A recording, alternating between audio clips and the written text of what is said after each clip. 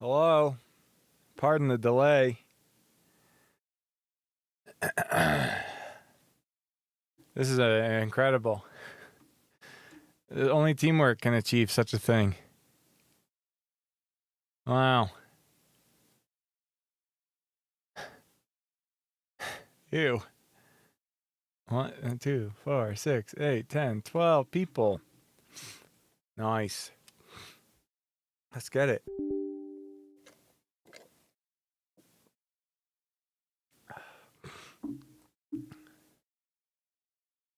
All right, I've had no vape today.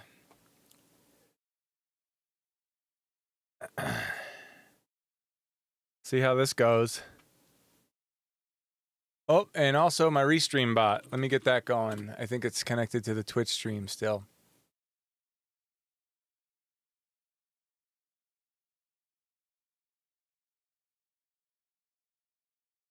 Hold the phone. I'm not hearing any voices yet from anyone. Here we go.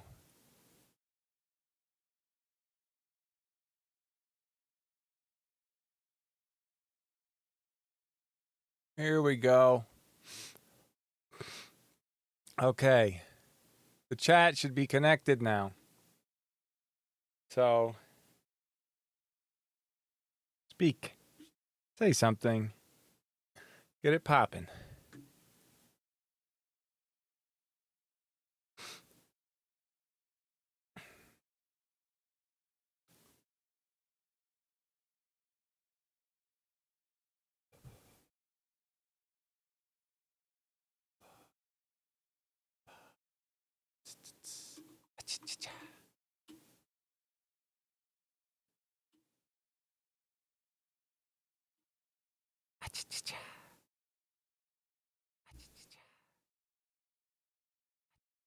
Okay.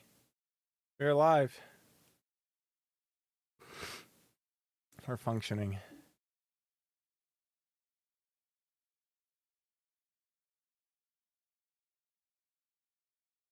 All right. What do you guys want to do today? I could run off if you say like 2 words, any of you, about anything. I could run with anything. I go off on tangents.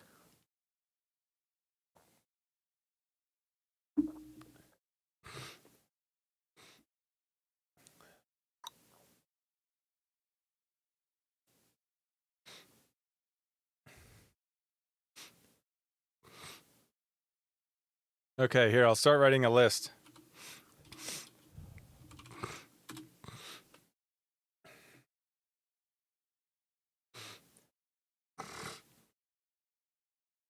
Because maybe I'll do this like this. I made this a part 1 because I intend to make this a thing.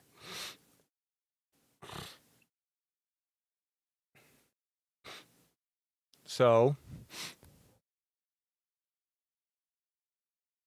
let's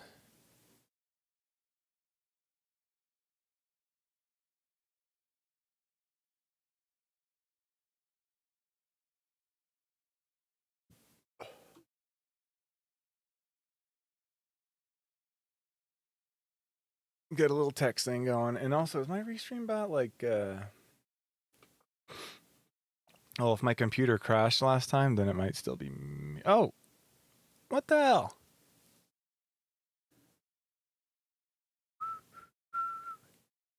Why is my restream bot not restreaming? Let's see, hold on.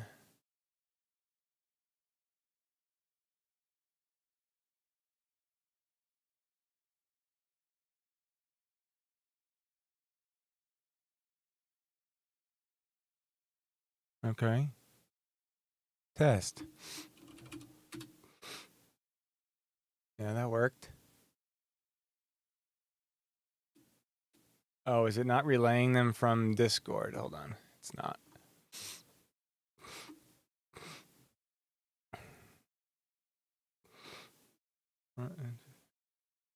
And from, yeah, it should be doing it. Hopefully this isn't too much of a rabbit hole, but I've already been wondering how you go about giving your track a quick mix down that would be ready for... Also, wait, let me turn on the Twitch chat. The chat, here we go.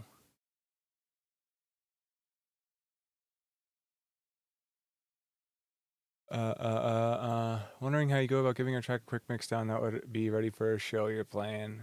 Like if you're in a time crunch, then go mix down better later, and what? Some points of getting sound system ready. Also, say you finish mixing down a tune and everything is sitting right, except for 1 or 2 little tiny sections that jump in volume. What's the best way to reduce levels for specific sections of a tune?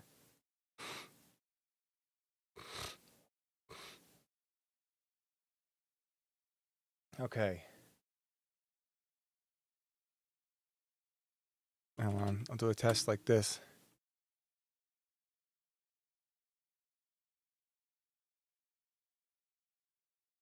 My restream bot is just doesn't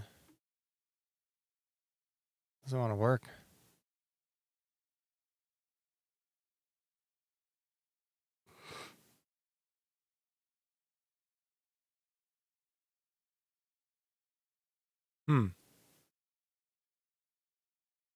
Okay, maybe it'll kick in at some point. It's usually sometimes maybe it takes a second. I don't know. We'll see. But Yodel. Yodel, the YouTube one's working.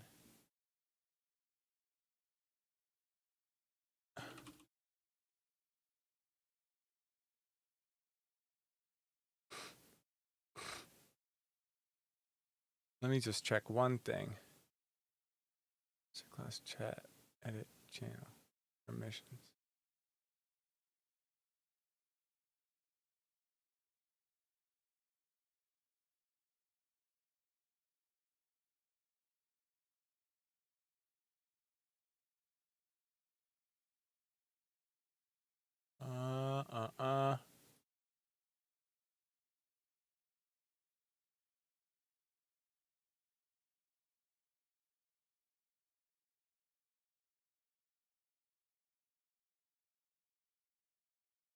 What if I move the restream bot up?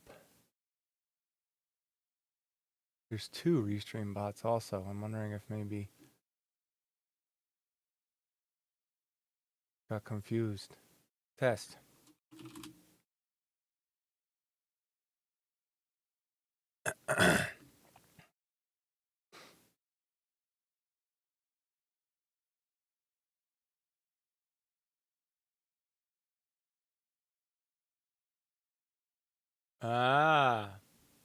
All right. I don't know. It's not gonna want to send him from Discord today. That's all right. But I'll just try and speak whatever happens in the Discord chat, unless anybody if you guys want to use the YouTube chat, actually that would be great just for the future videos, like just it being recorded and all that. All right, so number 1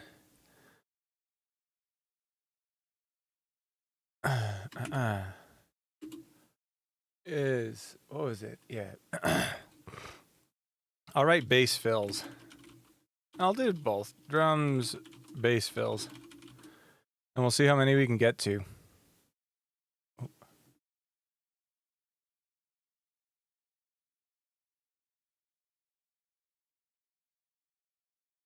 Drums, bass fills. Okay.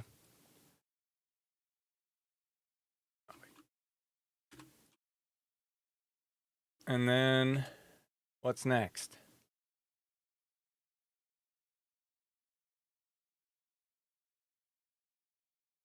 What is next? Formanty glitch fills, Reslang quacks. I'll do, yeah, Reslang quacks. We're gonna have to define fill also. I think that we all probably are on roughly the same page about what a fill is. I mean, it can be anything, in my opinion. And then quick mix down.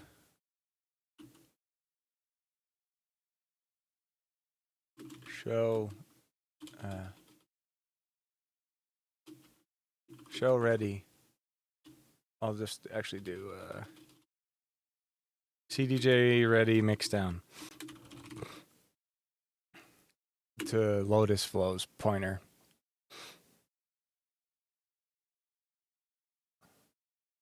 And let's say you've mixed. Oh yeah, and then let me try and break down this and exists question into as few words as possible. For any. Oh, maybe I can. No, never mind. I'm thinking you're talking about when you got like a section of a tune where for whatever reason it's just louder, but was it not the intention that it's louder? Or are you talking about just like the composition, like one section of a tune is just more full than another? Because if that's the case, then it should be louder, and there's nothing wrong with that. But like, yeah, if you could just confirm exactly what you mean. Either way, I'll just write mixdown level discrepancies. I don't know if I spelled that right.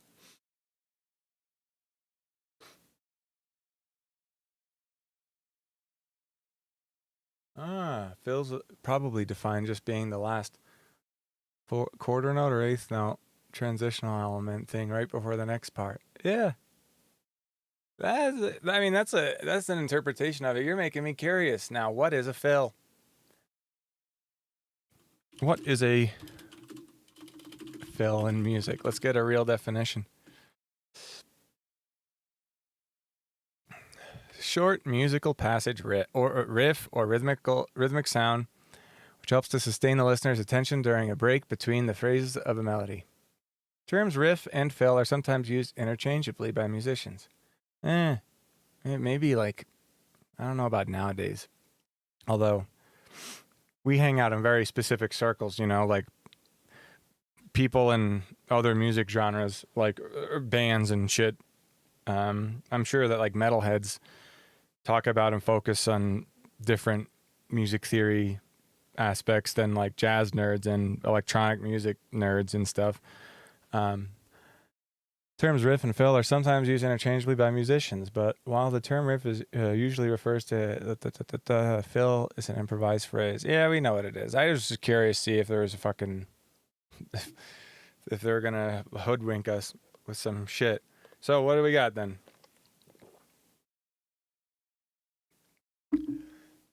Drums / bass fills. So I'm gonna just pull the thing I was working on the other day. Oh man, I keep going to reach for my vape. Let's go. And also feel free. I want this could be like ongoing, especially like I don't want this to necessarily just be question gets asked and then I talk for 30 minutes. But so feel free to, I don't know. Feel free to chime in. I'm mixing a piece of nicotine gum with regular gum because it's fucking gross. All right. Do I have any fills going on in here?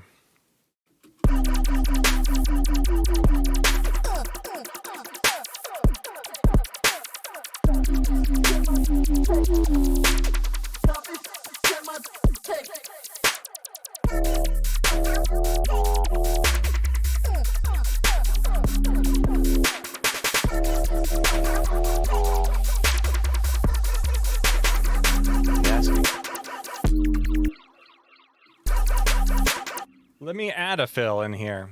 How do I think about fills? The fills could be anything for me. I guess anything besides silence, but even silence can kind of be like a fill, I guess.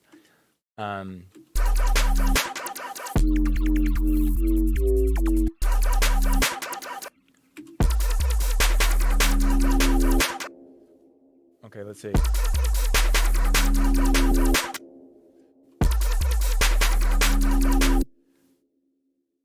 I can, a lot of the times, I kind of feel it out first.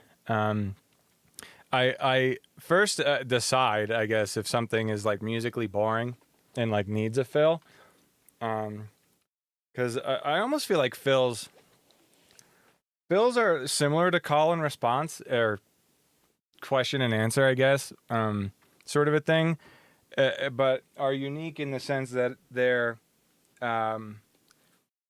they occur less regularly. Like when I have a fill, it'll usually end up repeating in the tune, but not as often as like the other elements. Like when I have a fill, fat plucky basses. Okay, yeah, I could do that too. You throw that in there. Obese Pluckers. Drums and bass fills. So I'll try first. I'll find a drum loop that something I could chop up. We use as a break in this part. And then, oh yeah, am I limiting this snare twice? I am.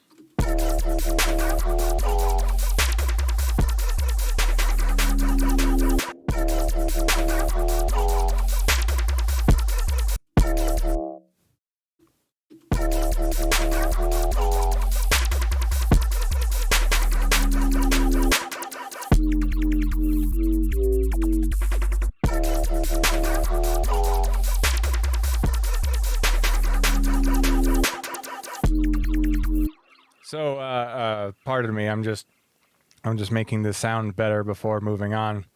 On to point number 2 or 3, actually. What I generally do, and a lot of the times I'll slap on limiters just to kind of look at the levels, but the loudness more specifically. Like I just generally, like more often than not, my kick and snare are usually the same level. And I suppose the same loudness too. I mean, there's definitely a correlation. Like let's see.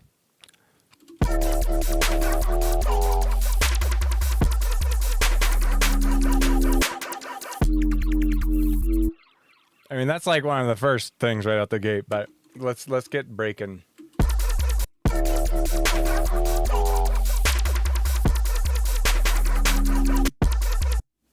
So a lot of times I'll just do this sort of thing.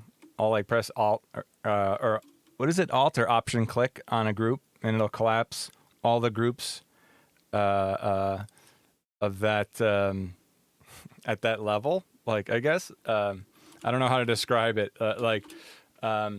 If I were to collapse, like if these were groups in a group like this, and I did this on it, it's only going to collapse the groups that are in these parent groups. I will ungroup now. So I started by deleting some shit.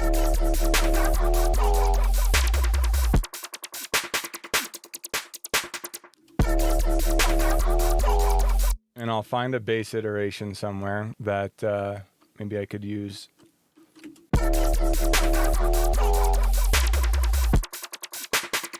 And then where is this one that ends? Is it here? Yeah.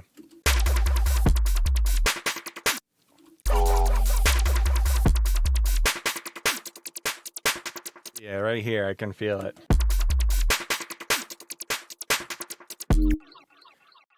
I'll slap. All right, so this is going to be what I'm going to return. Wait, how are you resizing the tracks without click and dragging? Oh, and that's Alt or Option and scrolling. And then Command or Control and scrolling. And then also this hand thing, that's when you hold Control and Alt. Maybe it's Command and Option. I don't know. You Mac guys got like an extra button. You got like an Alt and you got a cousin Alt, like an Option key. But yeah, this hand is pretty nifty. This should only be used if you got no other choice. As far like if I'm like eating something, I'll use this. Okay, so I'm going to start by throwing in a break. I made this orange because I'm going to come back to this patch later. And I'm going to just Control F, break. I'm not going to use any addictive drums. I'm going to go in my breaks library, and I'm actually just going to type up here AAF. Maybe actually FLAC? Would I have? No, I'll just go wave.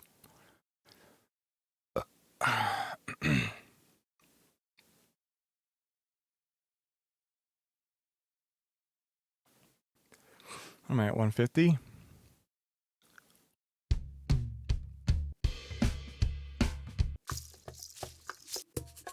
Not these types.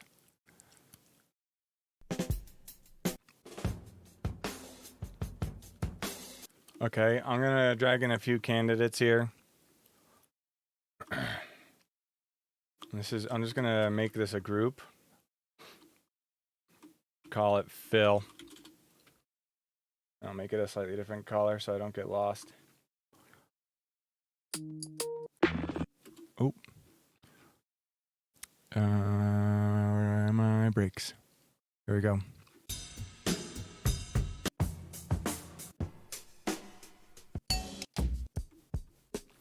And actually, since this is the tune that started in the... Aye, that was my tune, LOL. Yeah, baby. This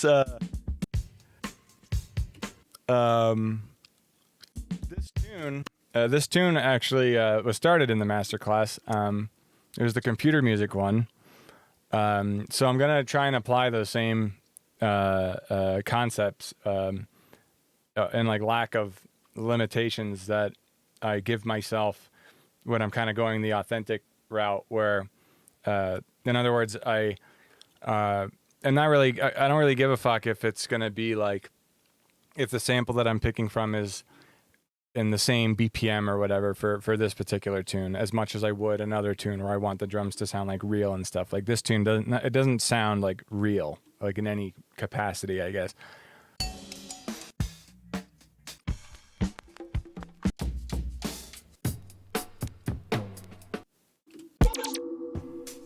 Well, these are short.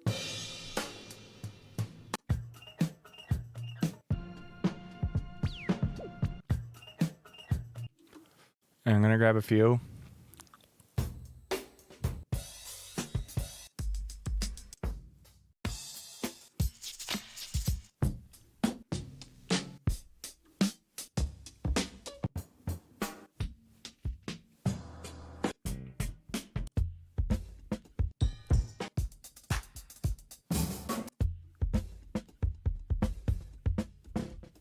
Yeah, I like that vibe.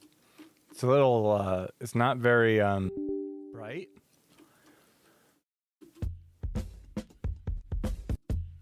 And I don't like that those kicks are happening at the same time as the snare.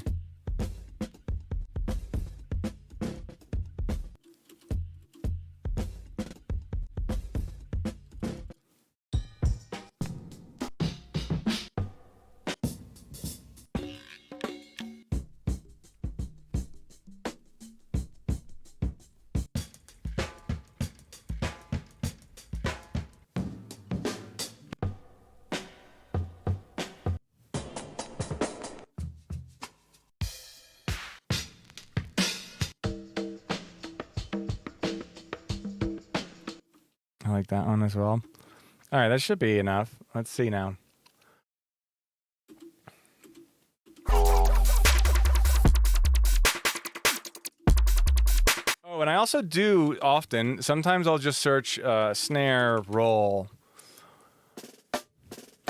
I do this sort of doing this sort of thing. I did this a lot actually, and I think I even used these particular samples in the Stinker Pinker tune.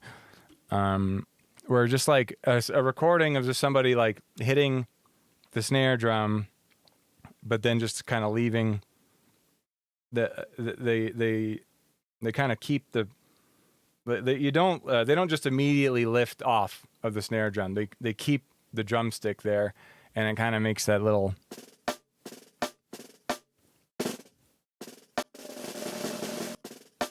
Yeah, these can really fucking spice things up. I honestly love Flam. these. Yeah, a little flammy.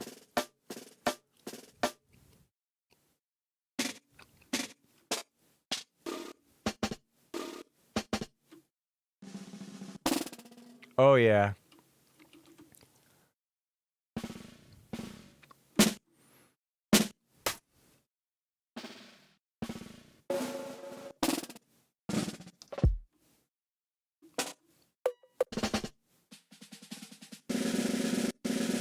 Yeah, and then these also can kind of help as well.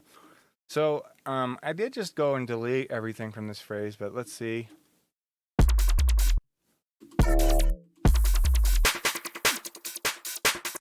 Aha, and I've been using actually white noise in this tune to get a lot of the rhythms across, or at least just one of the layers of a lot of the rhythms.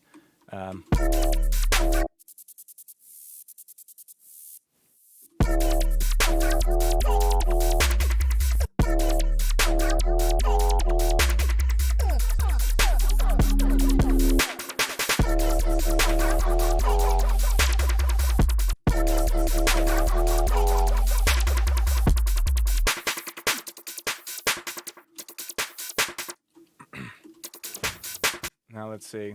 I'll just start getting these nice and good.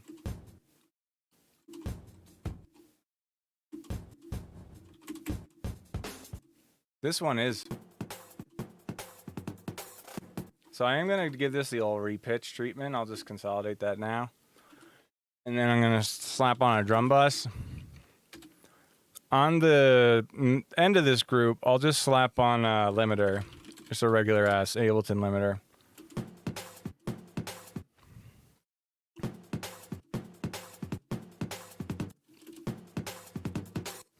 And then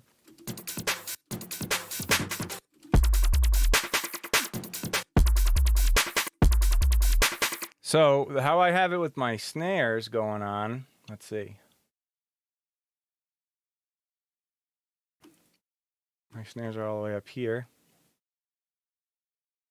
Let's put it right here for now, so I can reference. So I like to just kind of have things go together. So like I'll put this snare, the start of this break, on this snare here. Oh, is that a snare? Nope, it's not. That's a kick. Here we go.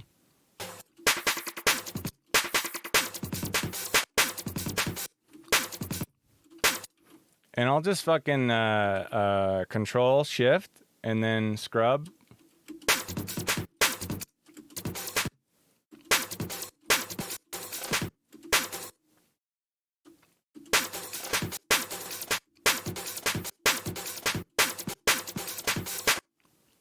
And then a lot of the times I'll kind of go back and forth between like other break samples too. Let's see.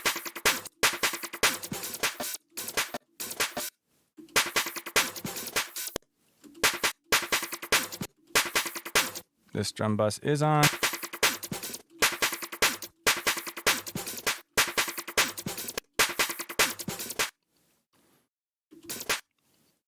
And then these I just kind of put wherever the fuck also. Like a lot of times on a snare is when it sounds most natural, or like right before one, or in between two that are really close together. Also, I'm looking at this thinking it's the snares, but it's up here. That's the snare right there.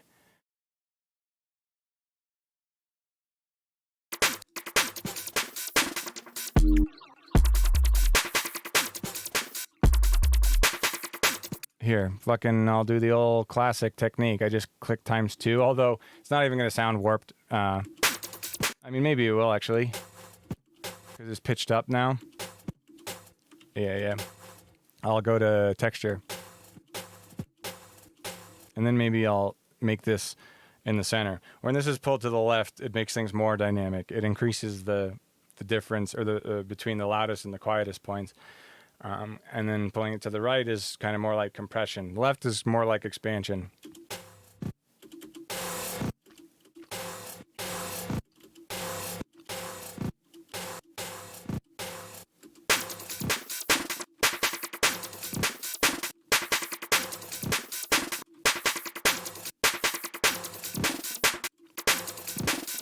So where's my snares? Right up here. And then like a tom fill or something. Nope.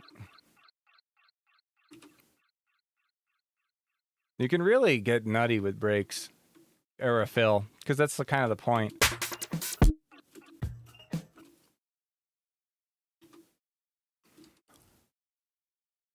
I'm gonna go on repitch and then just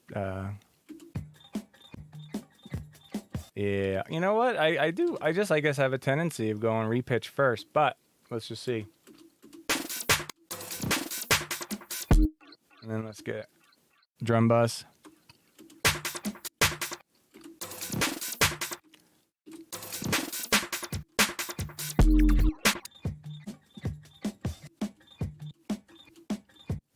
What if this was times or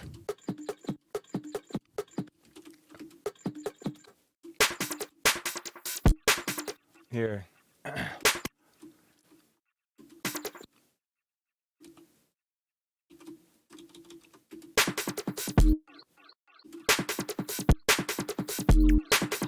Really, you can turn anything into fucking. This is a little. I might EQ this a little just because it's very. What do you call it? It's not very bright. Yeah, this is a little. But again, sample choice. I would prefer to just use something better.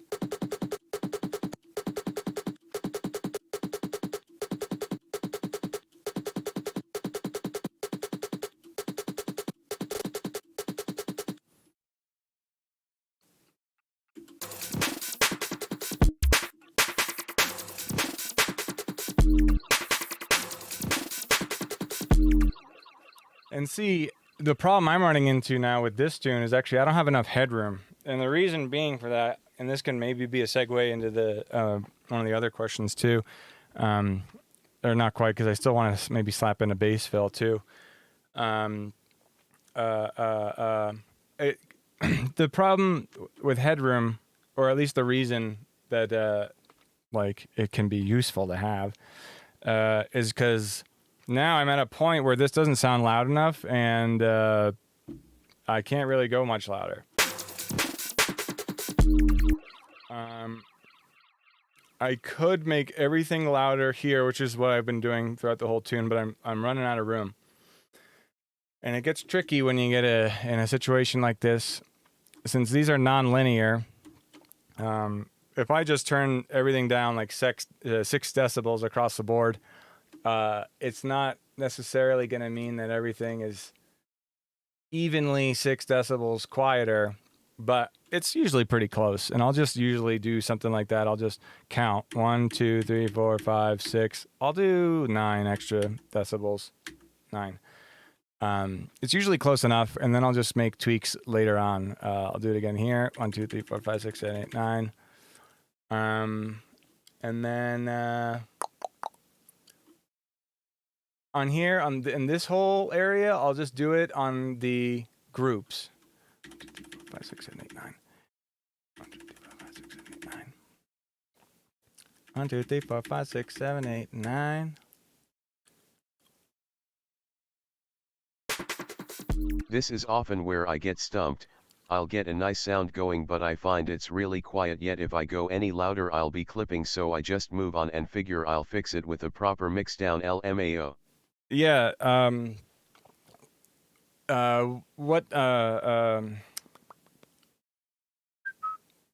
yeah, when you end up in a situation like this, the best thing to do is just turn everything down. I mean, it's better to just kind of work with that much headroom at the gate.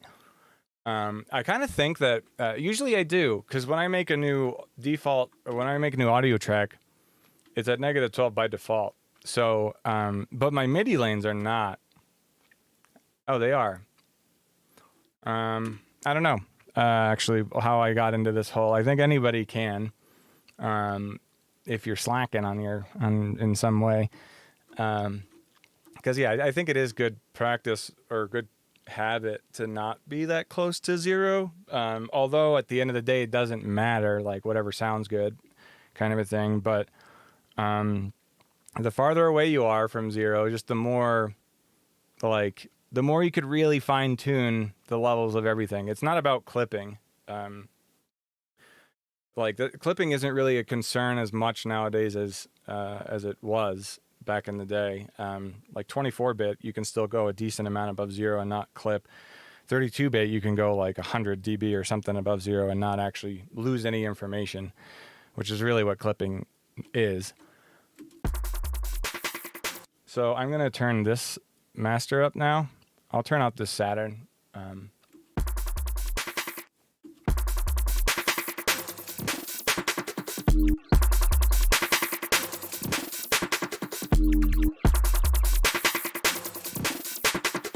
And then actually, on this group, I'll do that 9. I'll do the 9 on the groups in it. Do 9 here. No. On this one, is that how I want to do it? Yeah. Yeah. And then I guess I'll have to do it on this. And this. I think that's good.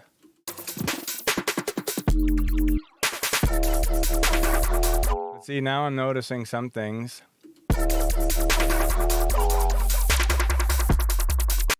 Also, I'm missing this boy. This one was in here too.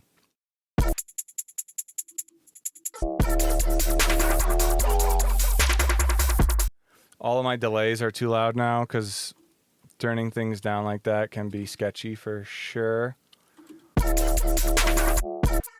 Oh, those are up here, those snares, I think. Yeah, they're up. Aha! Aha! These delayed snares.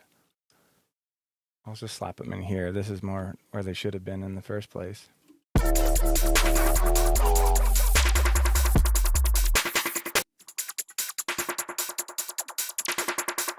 Now I could maybe turn down this whole group.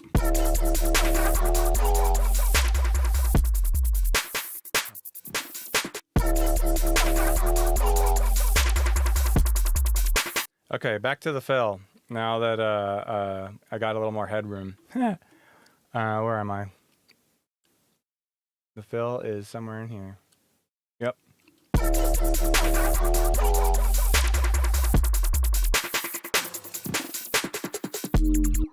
Also, I just want to say, ideally, you would turn down all of the individual tracks that are at the bottom parts of the group or whatever. Like, just get to the. Why can't I think? Let me formulate my words here. I turned down the volume of individual groups just to save time in the context of like this master class. But if I were just chilling and I had all the time in the world and there wasn't a classroom of people, I would be going through each individual track. But it is nice to have some headroom also on the individual groups. Have a little bit of headroom on the individual groups and, some on your individual tracks too, because then you can always turn things up if you want. So now this whole group is much louder because everything else is quieter. Sometimes that's the move, and sometimes that's literally the only way, and I've had this discussion with a number of people. Like, if you can't make it any louder, the only way you can do that is by turning everything else down. And then maybe this part, I'll just pitch this up a bit. Here, I'll consolidate. If it wants, there we go.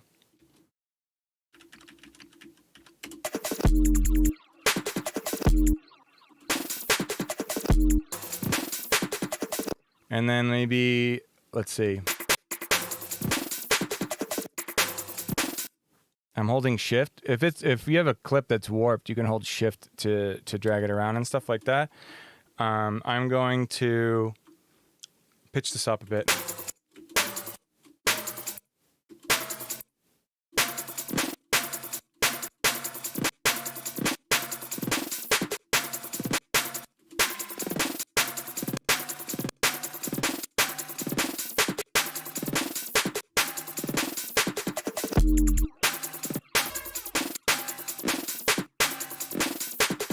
And then during these bits, maybe I'll just try and have everything go with this. So I just kind of think, going back to the last class on computer music type shit, I just kind of think about wherever my main like rhythmic hits are, and then I just kind of treat it like a beat repeat or like a drum machine, where like there's just pads and I'm just like chopping things up. So like, let's see, this would be the next snare. So let's just do that.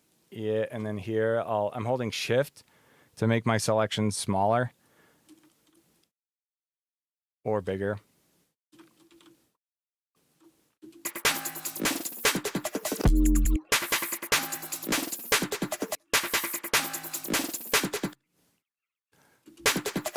And I think it would be cool if maybe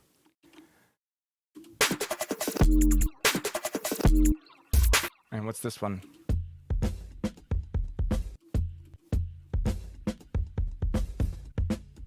And I'm gonna get a bass in here too.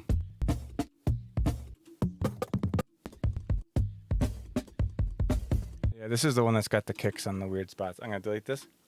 Sounded cool for a second.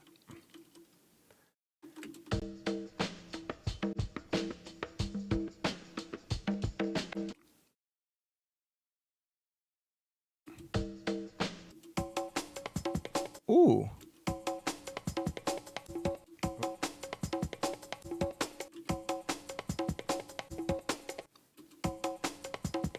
All right, gonna consolidate this.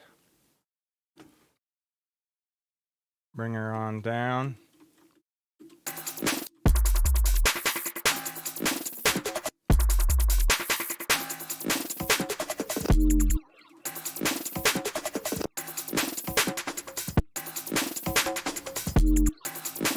I'll command click and drag this drum bus from this track here down to the one below it. And then maybe mute everything else for like this last break to have it really stand out more.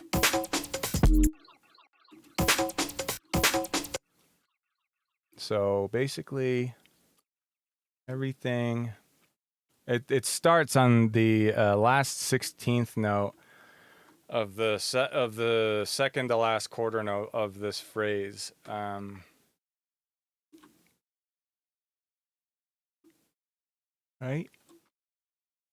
Yep. But it sounds a little empty, taking everything away. I bet you it won't if I just keep maybe this white noise like shaker.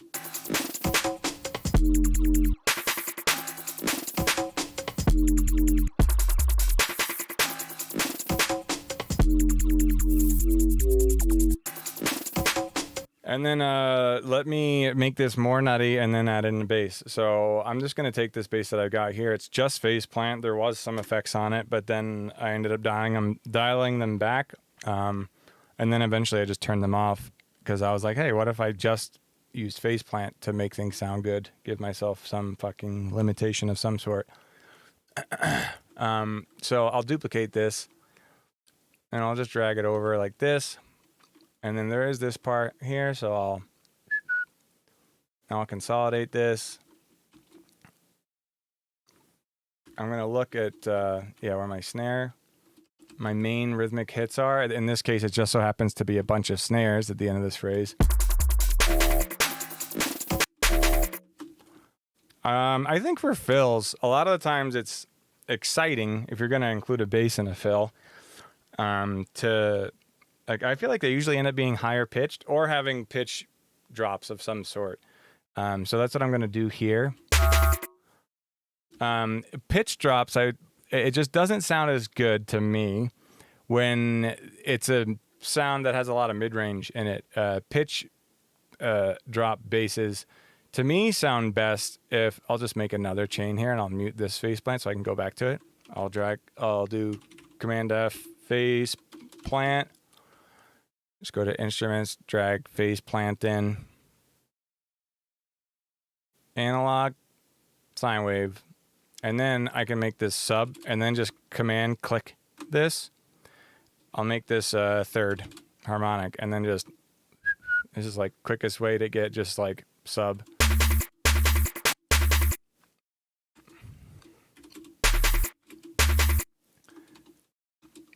So I'm looking down at this here, my snares, my main rhythmic hits. Doesn't need to happen at, you know, on the hit every single time, but just so long as things kind of go together in some way. Like in that other tune, Stinker Pinker, everything was going together. Like I had the mid-range part of the bass sound and the bass sound. They were doing the same rhythm, but the mid-range part was just happening a little bit later. Now I'm going to go here. I'm just going to set the pitch bend range to 12. That is usually enough. 24, it can sound just fun in a different way. It's almost like nerdier, I think. It's like Culprit would do this sort of thing. I'll go down an octave, actually, but because I'm going to be going from high up. So there's a couple ways I could think about this. If I were to go and use this, then on my longer notes, it wouldn't, there wouldn't be any movement for the remaining eighth. Is that an eighth? Yes. So what I kind of like to do is think about it like I'll do this. So I'll take whatever the longest extended note in the phrase is, and I'll just treat it like a beat repeat kind of a thing.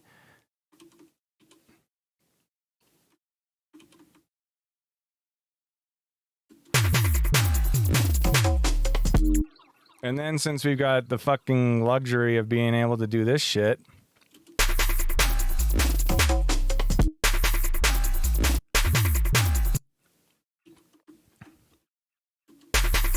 here, I'm going to hold command. Yeah.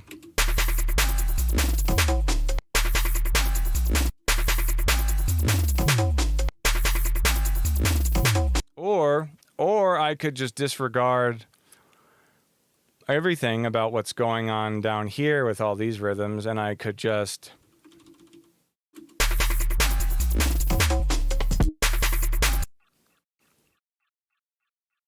but yeah, for pitch envelope stuff, like little bass fills, yeah, I prefer it to be like a really simple, basically like a sine wave, and then like maybe another one for the harmonic. So I'm gonna do command click. That kind of brings it down like a inversely. So then I can fade up from that, and then command click up here and drag in the corner.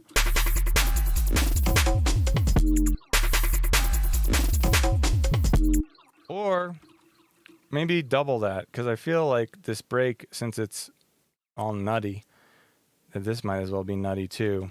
Whoa.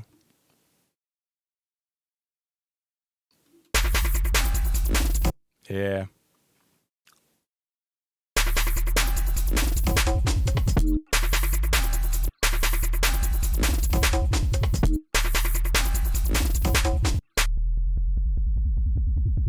Things absolutely start getting a little muddy if your pitch envelopes are too fast, though.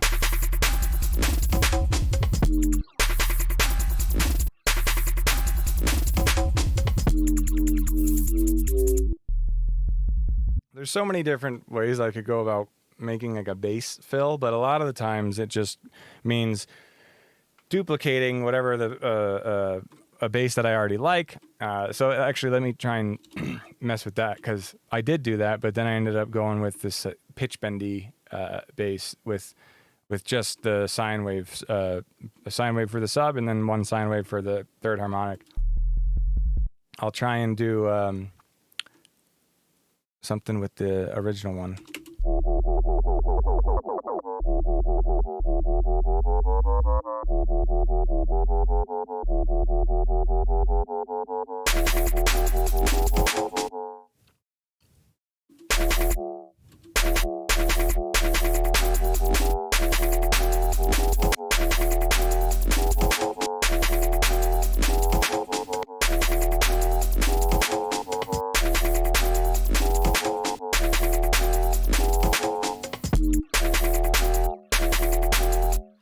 And now I'll go here and see. Also, anytime if I'm making bass music where I play more than one note, or if I have a pitch bend, in whatever synth I'm in, I try and do note following for on any. If I'm using any filters, I make sure that they're pitch tracked, or key tracked, or whatever. Phase plants is really nice because it works.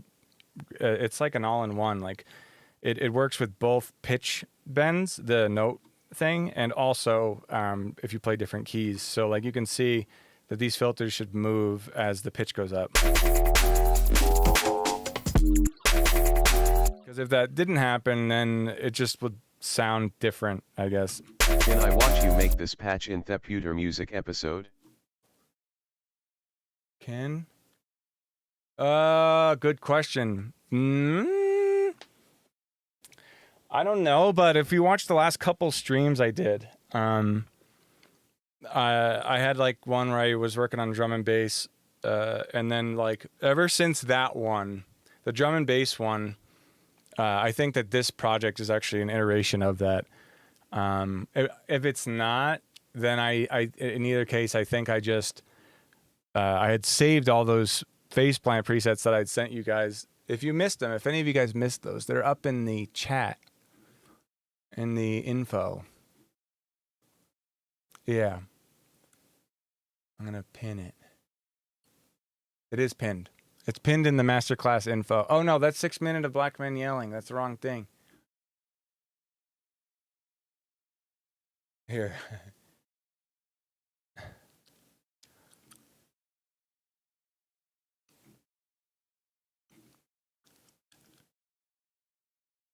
It is here. I'll put this in here and I'll pin it up.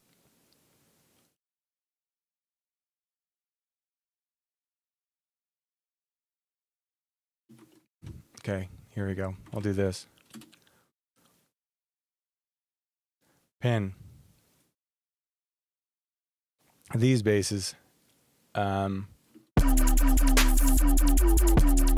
that one's not in there, but I just kind of tweaked the ones that were in that drum and bass thing. But yeah, let's see if I could make this more of a fill, finish this fill thing up, and then I can move on.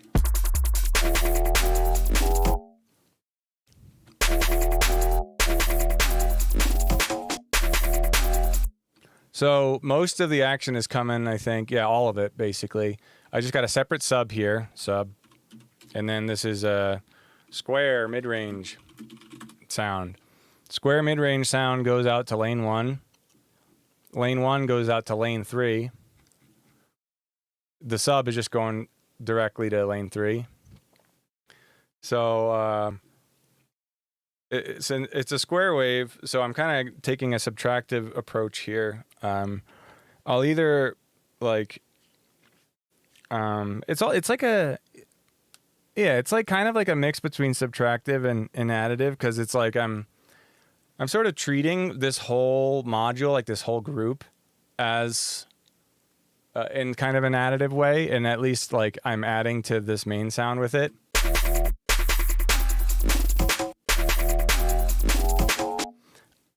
But it's subtractive in the sense that I'm starting with a square wave and then I'm filtering it out. A lot of the times I'll start with a sine wave, but then when you do that, there's no point in using any filters. You might as well just automate the volume if you're going to try and use any filter on just a sine wave. You got to have shit to filter if you want to use a filter and feel good about it and not feel like you're a crazy, stupid person. I've definitely had that before. I was like, watch Frequent's video on like sine compression like 5 years ago or whatever, which like I had already been doing that kind of thing with my friend Nate at the time. But there was a lot of things I didn't really wrap my head around, and a lot of things I hadn't clicked. And one of those things, and it sounds obvious as fuck, it's just that, yeah, filters, there's no point in using them if you don't have shit to filter. So like I switched this to a sine wave, and I'll turn off all the effects here. If you click this to turn off a lane, it'll turn off the effects, but audio will still pass through it. But if you mute it, then you won't hear any of it. I'm going to solo it maybe. You can see that it actually sounds really similar. So like if I did a square wave and then turn this distortion off, and then use a sine wave with the distortion, really, really similar. Woo! I just moved this a little, so it made such a big difference because it's so close to the beginning of the chain. Let me turn off all these effects.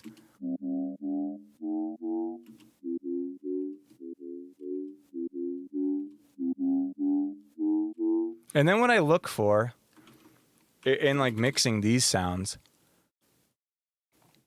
is I look for I just look for a balance, like, because I was always told that you want to have like a flat, like a good mix is a flat spectrum. That's what it looks like often, and it depends on the slope of the curve of the EQ or the analyzer that you're using. So like Pro Q3's got a default decibel per octave slope of 4.5 dB per octave, and what that means really, just a quick little segue, is if I take some white noise here,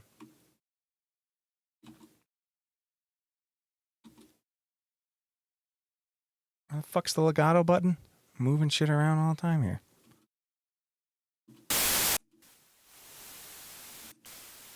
You can actually see it in Flux too. Flux has its own curve. I think Flux's curve is the same as Pro Q3's. I'll look at Pro Q3 and then I'm going to look at EQ8 and you'll see exactly what I'm talking about. This is huge actually, because if you use your eyes for mixing a lot, as I think everyone should, obviously use your ears too. That's the final say in the matter, is whatever your ears are picking up. But we use our eyes a lot because we're trying to fucking just develop a more in-depth understanding of things and, you know, connect those neurons, those pathways in your brain. This is what it looks like in Pro Q3. In EQ8, it looks flat. But a good mixdown, like if I slapped in a Cursa or a Tipper tune or fucking Ivy Lab or anything that sounds good, it would have this kind of curve where it would almost look like the sub is louder. I mean, that's literally how it would read. That's one thing that still kind of stumps me on this, is that it's all relative. Like when you change this curve, which you can, I'll make it 0. So now it's going to be like EQ8. When you change the curve, then suddenly it's like just telling you that, oh, this isn't as loud as as it was before, possibly, or at least maybe that's what someone could think. But yeah, when I first moved to Denver, I had also just switched to using like Pro Q a lot. And I wasn't aware that this was a thing, that like different EQs and analyzers have different tilts. So my mix downs for like a year were like really bass heavy because I was trying to make them look like how they did in EQ8. Here, I'll actually just click and drag these to the master, and we can compare on the master what those look like.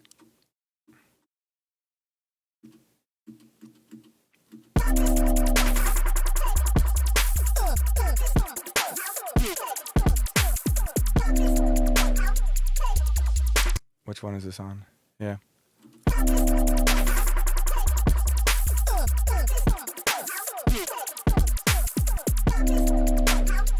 Yeah, I mean, it's a fucking big difference. My sub looks really loud here, and then my high end is not going above 0, or EQ8's 0 at least.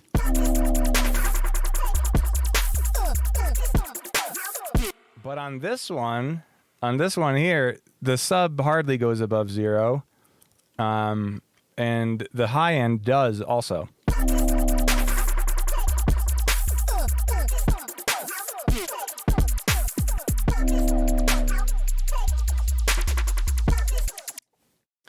That's just good to know if you're mixing with your eyes, and if then you could find yourself in a situation like me where you trust. So what tilt mode would you say you would use as default just for the most transparency to avoid confusion?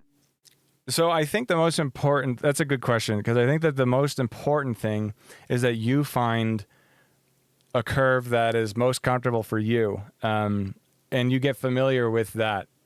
Just whatever analyzers that you're using, whatever your preferred like plugin is for looking at things and just referencing and making sure like, okay, all right, this looks good. Just make sure that you get used to it, like whatever it is that you get used to it, and just and being aware, obviously, that this is a thing, because it could be insidious. Obviously, like that's kind of like the takeaway here. Like if like none of these are better or worse. I mean, I guess it could be argued that like you'd maybe want to use what like the standard, like the industry standard is, which I don't know if there really is. I think maybe. In my opinion, I think I would say the 4.5 dB per octave one, because it's also, I think, probably the same as Flux's. Maybe it's a little steeper.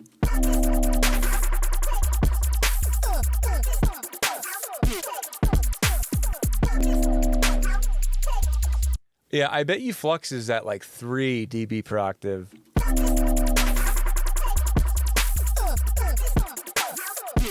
But you can probably change that as well. I think that you can.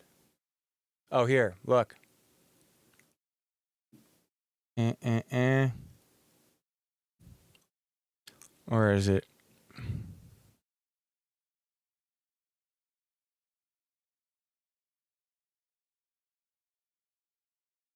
Unless you can't actually. Huh. It's just good to know. And then like, once you, and if it doesn't have like a setting where you can change it, like on EQ8, then just compare it with ones that you know what the curve is. But I think that a 4.5 dB per octave, like 3 or 4.5, because if I was actually using 3 for a while until I installed, like I reformatted my computer, I reinstalled everything.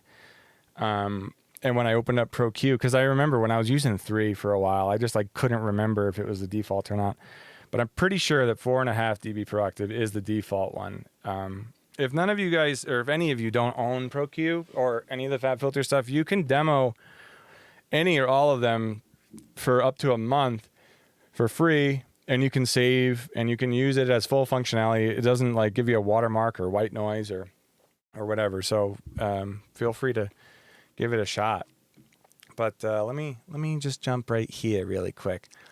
I definitely have more thoughts on this, but yeah, because it's like it didn't sound really great yet. Oh, I could do a little something to this though.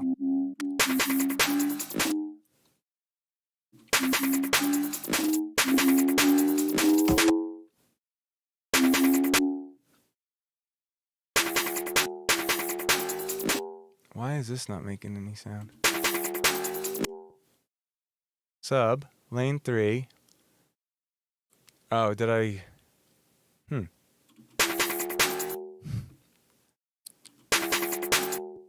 Aha. Sub off.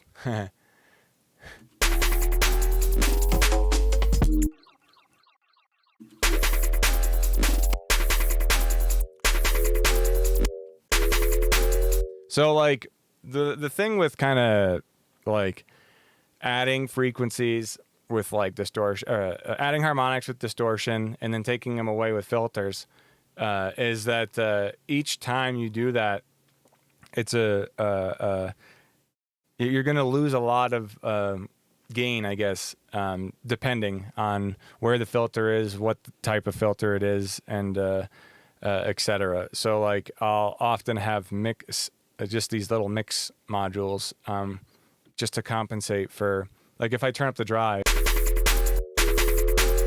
turn this down, and I'll just look here or at Flux and just kind of like look for like a balanced mix, or like because like obviously, I'm not going to get a flat sound. Like when people talk about like a flat sound, they're referring to EQs or spectrum analyzers that have between a 3 to 4.5 decibel per octave slope, and good tunes being viewed through an analyzer like that are gonna look relatively flat.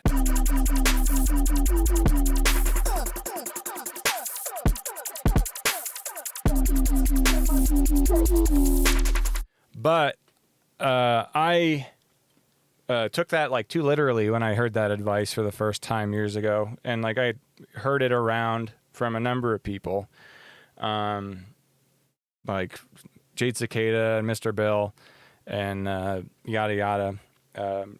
It's not a secret or anything, but I took it too literally, and like it doesn't apply to everything. I think if anything, it applies to like, you know, if you were to slap on an analyzer like on the end of the your master to look at everything, like the full composition. But in some compositions, like there are gaps in the spectrum, like, you know, like in like sometimes it is precisely like those gaps in whatever, or like the lack of loudness or the lack of things that make something what it is. So, you know, if something is registering as like not loud enough or it doesn't look right or whatever, obviously what matters most is that it sounds good. But what I tend to think about is kind of like, I just look for a balance.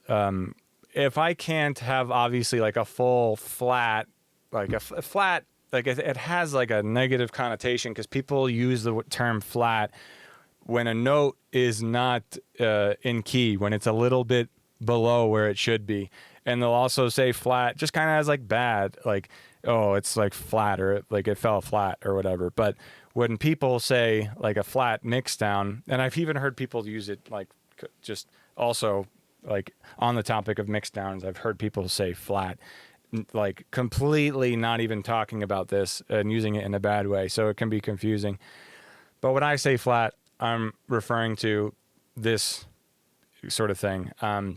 But that's not always possible. Like, and if you're just trying to like reach some arbitrary flatness or some arbitrary whatever, there's a lot of arbitrary fucking things like Luft's readings and stuff like that, loudness and whatever.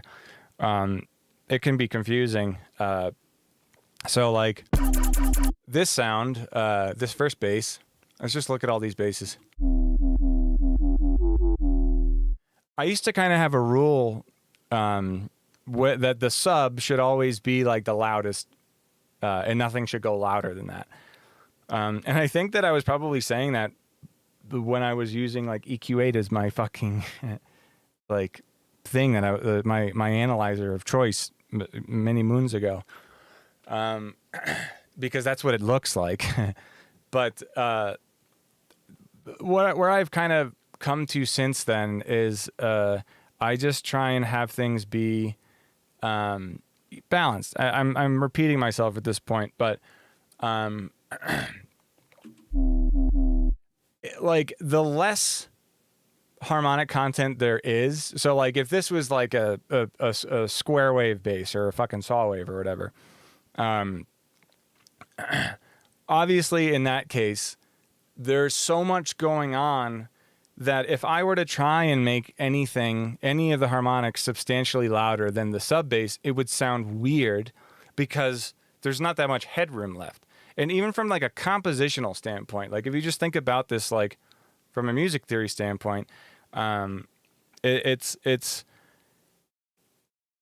just is not as, it doesn't make as much sense because it's like everything, all the added harmonics of like a full spectrum sound, like a saw wave bass or a square wave bass is just like an obvious immediate example. It's just all those harmonics just contribute to a more full sound in the first place. So when you don't have a full sound, a full spectrum worth of harmonics and frequencies and shit, it doesn't make sense to sort of just follow this arbitrary rule of like the sub should be the loudest thing. Honestly, I realized this when I was hanging out with Mick, man. He was at my house and I was like listening to tunes with him, some of his tunes, and looking at them in Flux. And I was seeing that in a lot of his basses, that especially in like the low mids, a lot of them were kind of peaking their heads just a little bit above the sub now and then. I guess if I could have a thesis here and just wrap this up in as few words as possible, the less harmonics and the less like full spectrum of a sound you have, I would say the more wiggle room you have to kind of like have certain harmonics be standing out more than others. It's almost like a headroom thing. You just like have more wiggle room. You have more of the frequency if the entire rest of the frequency spectrum is empty, apart from just like a small narrow range that where you actually do have a sound, then it makes sense to have it be a little louder, I think. And that's my thinking with all these sounds. This, let's see, where's the next one?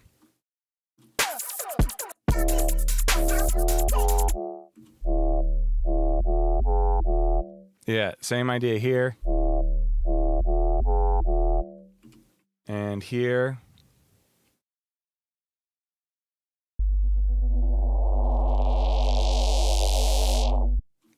So yeah, nothing peaked above the sub here. And I'm not saying that this one's mixed perfectly or that any of this is really, but it is like it's a bass that opens up. So once it's all the way open, it is kind of more of a full spectrum sound.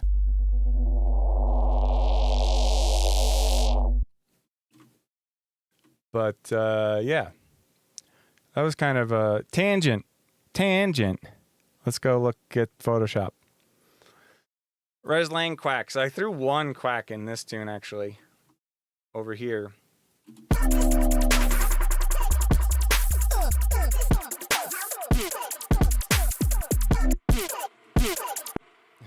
And that was a great tangent though. Good. I'm glad you think that. I'm glad I was able to gather my words correctly towards the end of that. Lots of important info. Yeah, the EQ, the slope thing, yeah, that one was big for me, for sure. I forget that you guys are fucking... Agreed, I flux with these tangents heavy. Hell yeah. Fuck yeah. Alright, these Resonant Dave squelches, really it's fucking... You gotta have two things. And you can't do it without both. You gotta have pitch movement, and you gotta have changes in timbre or filter movement. I always heard the X8 slope in EQ8 can cause phase issues. Is that true? Aha, those slopes are different. So I think it's still, the measurement is the same. The Sorry, I was late on the question. No, all good.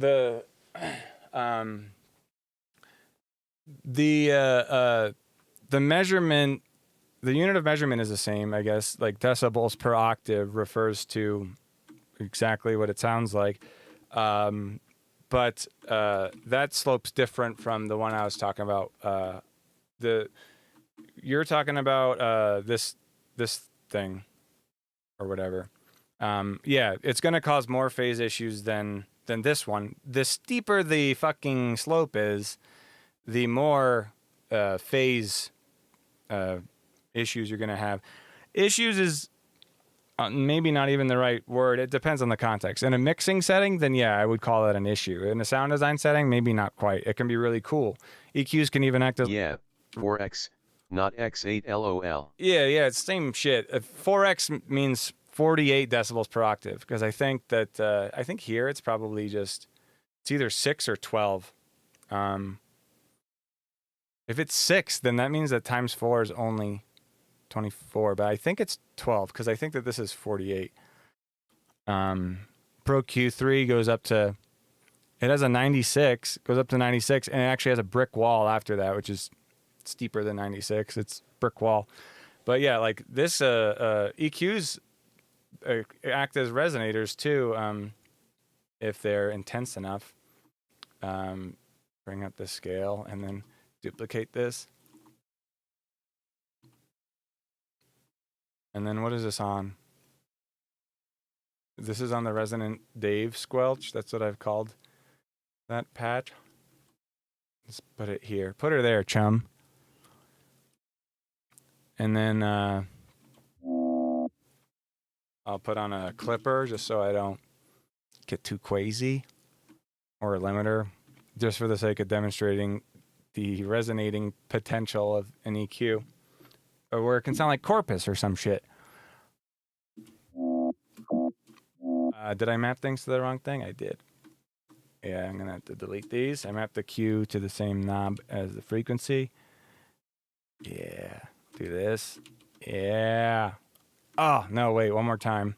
Order of operations. Do it right the first time, so then you can fucking copy and paste everything and not have to do a bunch of work. I'll map this as well.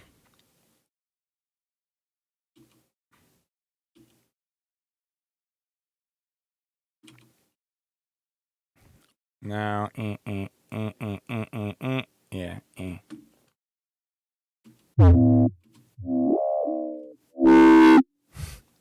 Wait, let me lower the ceiling.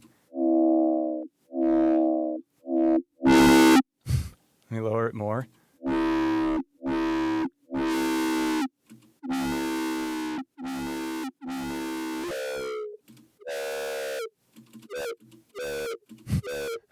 Like it when peaks are extreme enough, it like fucking, it can even like change the pitch a little.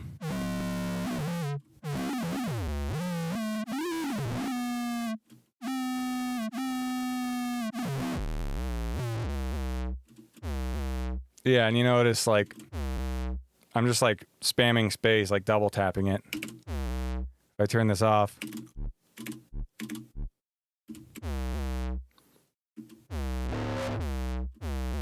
yeah, so EQs can act as resonators also.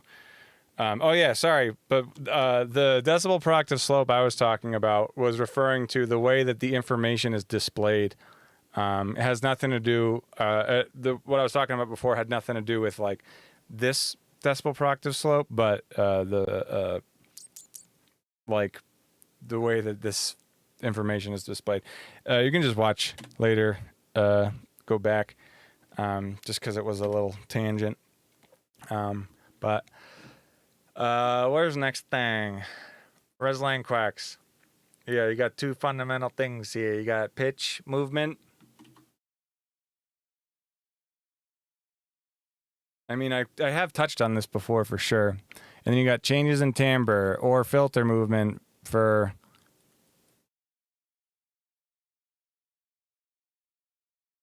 And then also added spice, number 3, optional. This is to make it more, I guess, resonant languagey. Would just be distortion of some kind. And then fucking rinsing and repeating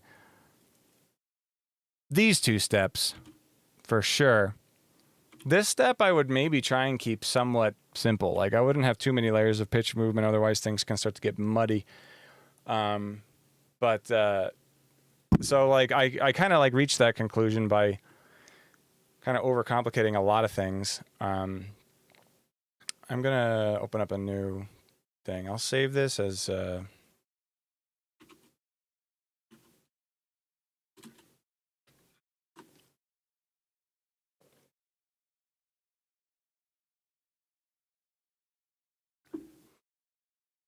open up a blank project.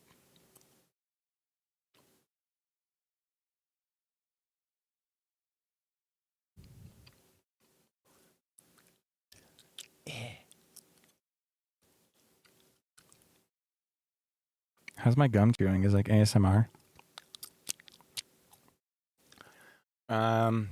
Resonant Dave. Let's get it. I'll just use an operator. And I'll make it a saw wave. And I'll draw in a note.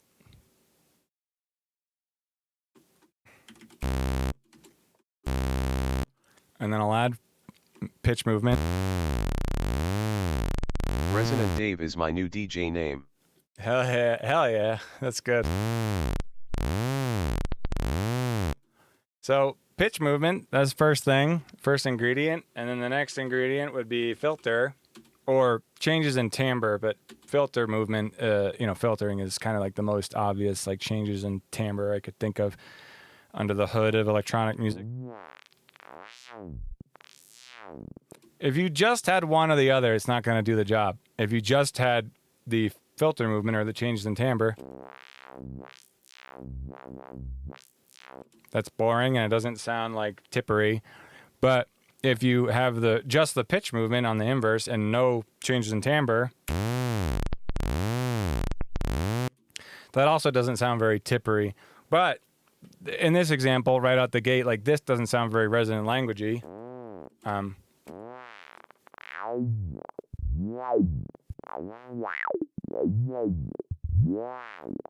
But it would if you just went buck wild with it. So like, I don't know, CRM-FX is a great starting point. I guess, do I not need a space for this? I don't. I'll add CRM-FX. I'll get LFO cluster. Please go give this man your money if you guys haven't already. Let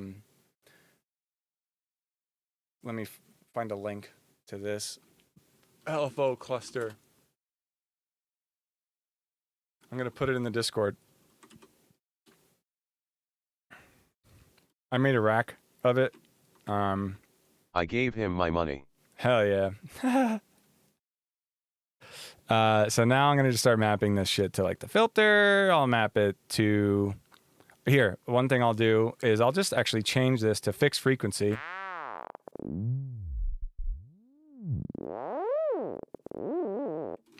And then I'll map this here.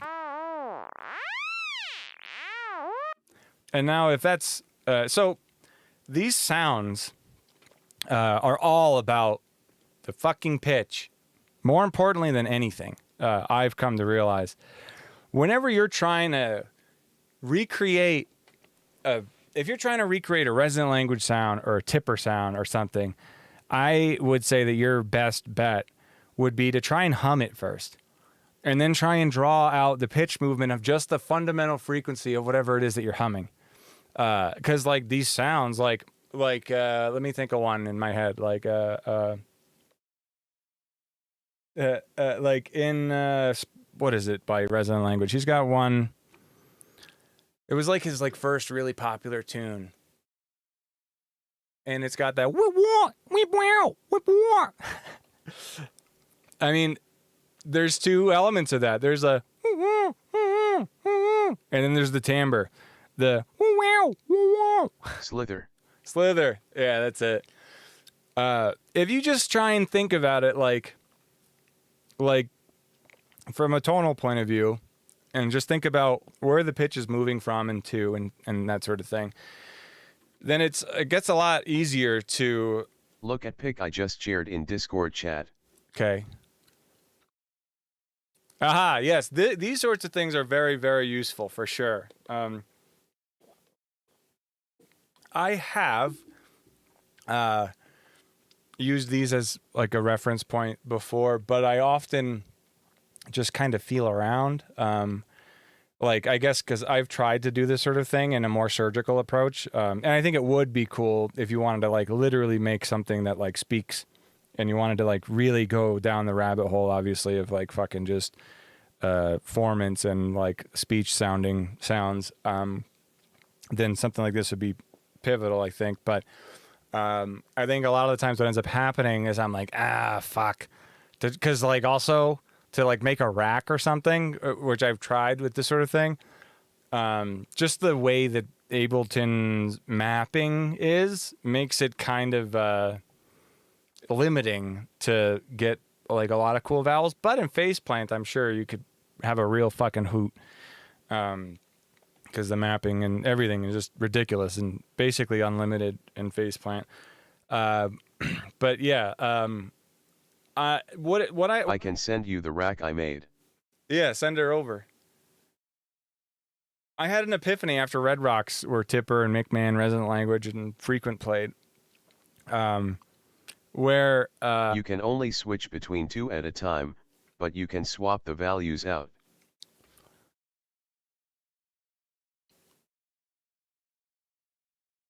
That makes sense, I suppose. Yeah, otherwise it just isn't that vowel anymore. Oh, you can only switch between two. Okay, I see what you're saying. Like the rack is only two at a time. That is pretty fucking sweet.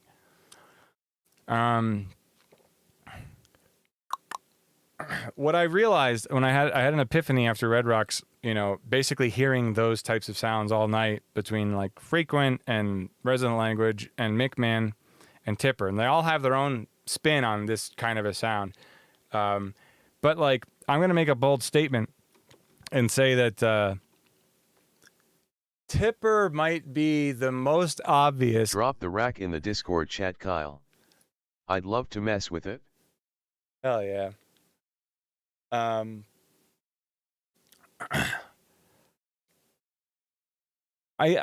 make a bold statement and say that Tipper might be the first artist to like really popularize like kind of formanty sounds, I guess, if you want to call it that, or like this particular. I mean, we all call it a Tipper sound, so he definitely made it popular. But I think that I would argue that there. I couldn't find examples, although I'm very curious to hear any from the past, from like a long time ago, like the 90s or 2000s.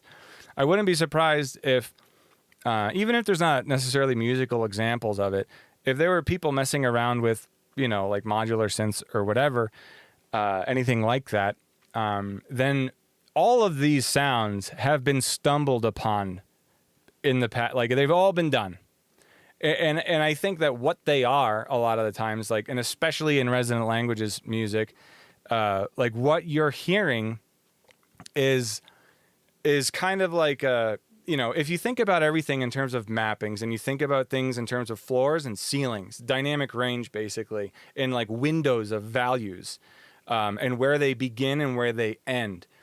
My sound design journey kind of started with completely open-ended values, if that makes sense. So like if I'm gonna put an LFO on a filter, it would be like 20 hertz to, you know, the 22.5K or whatever. I still approach sound design in that kind of way where there's no kind of just willy-nilly whatever. But I think that that's a great, that'll always be a great approach for when you're trying to get sounds that you would have never made on purpose. But and also, sorry, working with that open-ended approach where you have just the widest window of values, I think also over time, if you do it enough times, although it does kind of get into like fucking chaos theory or whatever, where there's just so many variables, and the more variables there are, kind of the harder it is to like learn from it. You know what I mean?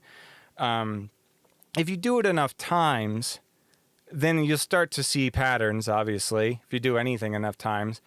And what I started to realize is that a lot of these sounds, like all these specific sounds, like these specific type of tippery and resonant language squelches, are just about honing in those values into certain parts of the frequency spectrum, whether it's the filter movement or the pitch movement.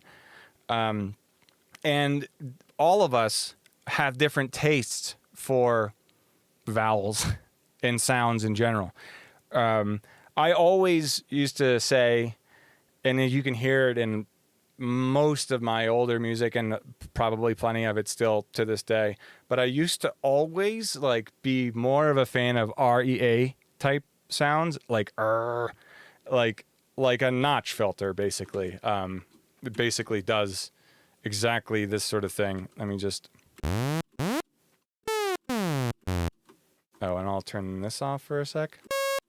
No, or I'll just do this.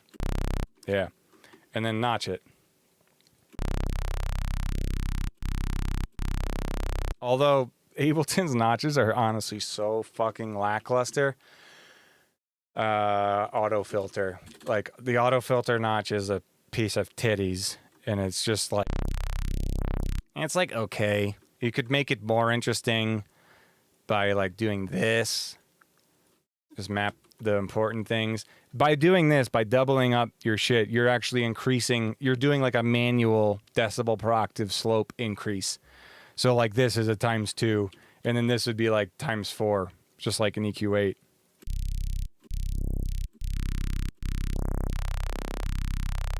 It ain't great, that's for sure.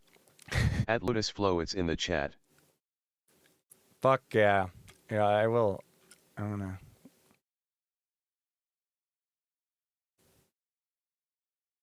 Oh, and I have not experimented with Duck Buddy yet, but I will. I do intend to in the future. I'd like to mess with that.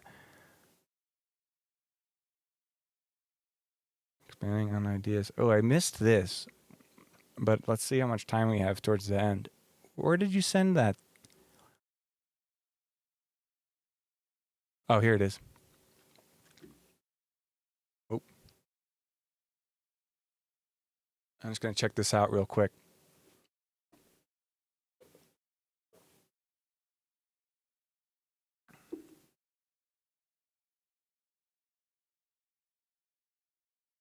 Ooh, do I have that folder in here? Yeah.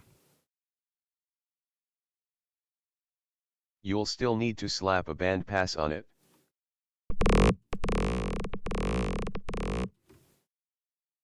Okay. Oh, I see. I gotta do the final step. I gotta do this step.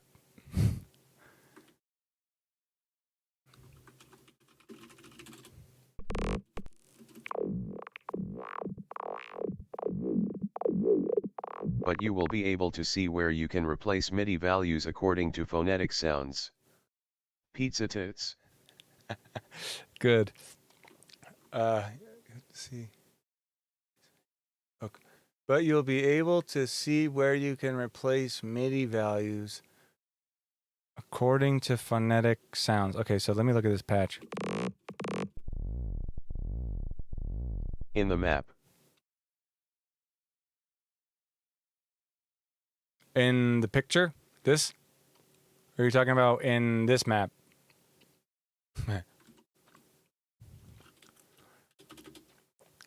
Oh. Wait.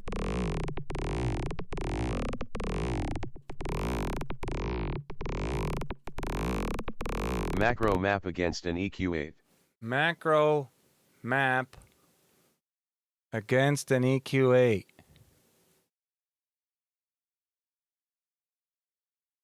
Sorry, my comprehension is low.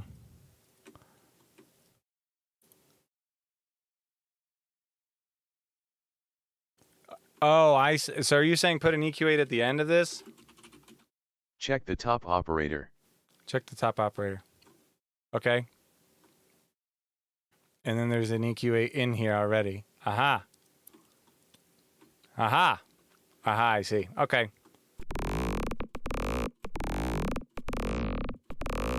Oh, and then this wow is another EQ. Is it this? It's not this one, is it? Whoops. Nope.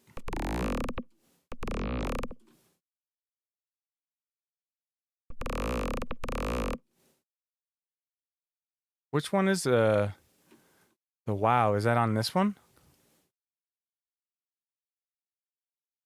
Actually, if I just click map, it'll show me. The wow is vocoder, I think. Ah. It's been a while since I made this patch. Yeah, yeah. Well, this is sick though. In either case, like, I mean, because doing stuff like this is just like whether or not you even like end up using it. It's like it's about the journey, man. And I don't know. It's like I always like checking out a patch somebody made and people explaining it too. But I'm sorry if I don't ever want to make it seem also just because my comprehension is low when other people are talking to me sometimes. I mean, I think ironically that's like why I'm into like sharing information is because it's like I only can learn it my own way. Like you said it in as best words as you could, trying to help me understand. And then the YouTube delay also makes it tough to explain LOL. Yeah, and yours is worse, I think, than a lot of people's, if I remember correctly. But what I just want to say is that I don't let my lack of comprehension fool you into thinking that I don't know that like I'm not interested or that you're bad at explaining it or something. Like I just when someone's explaining me to something, a lot of times I just and then I'm scared for a moment because I have to like pause and compute and then try it myself and then I get it. But yeah, that's so okay, wait. Before I move on, let's try and make it more resonant languagey. And really the bottom line there is I'll turn this LFO back on or no. Turn that off. Turn this on. Turn this on.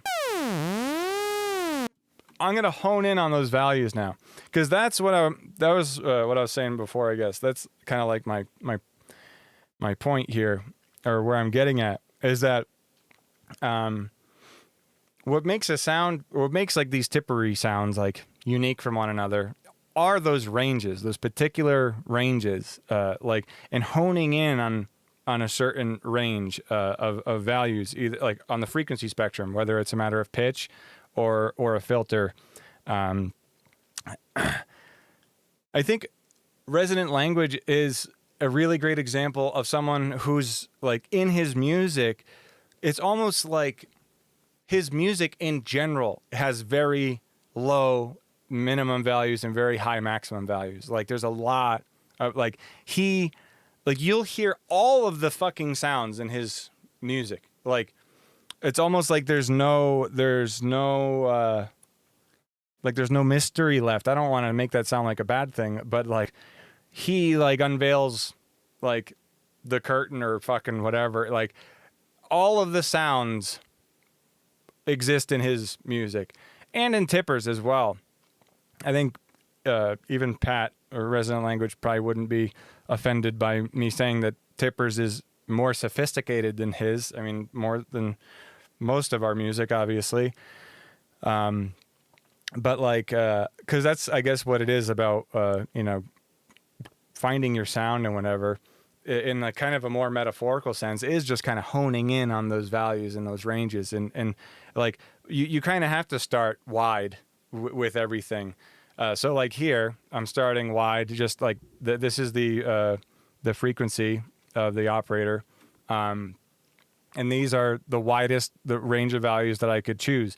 And now if I kept doing that and I kept adding more and more things and automating more and more things, all with insanely low minimum values and insanely high maximum values, then what I would end up with is basically like the potential to hear any sound and all sounds. But anytime I hear any one of those sounds, it might be the only time I hear it, or it would be very, very, very few and far between. But the more and more you hone it in, the less variety you get and the more specific things are. So what I'll start doing is just like honing in on a range of values for the pitch as a starting point that I think sounds good.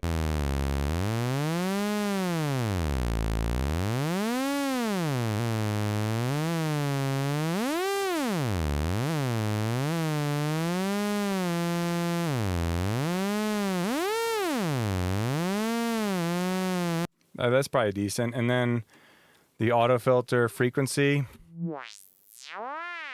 same exact logic. And also, if I was thinking ahead, order of operations, like if this weren't resonant enough for me, I could duplicate it, but it doesn't carry over that mapping. So what I might do instead, or what I might do in practice, like by myself, just map this to a macro and then map this, and then I can just duplicate this.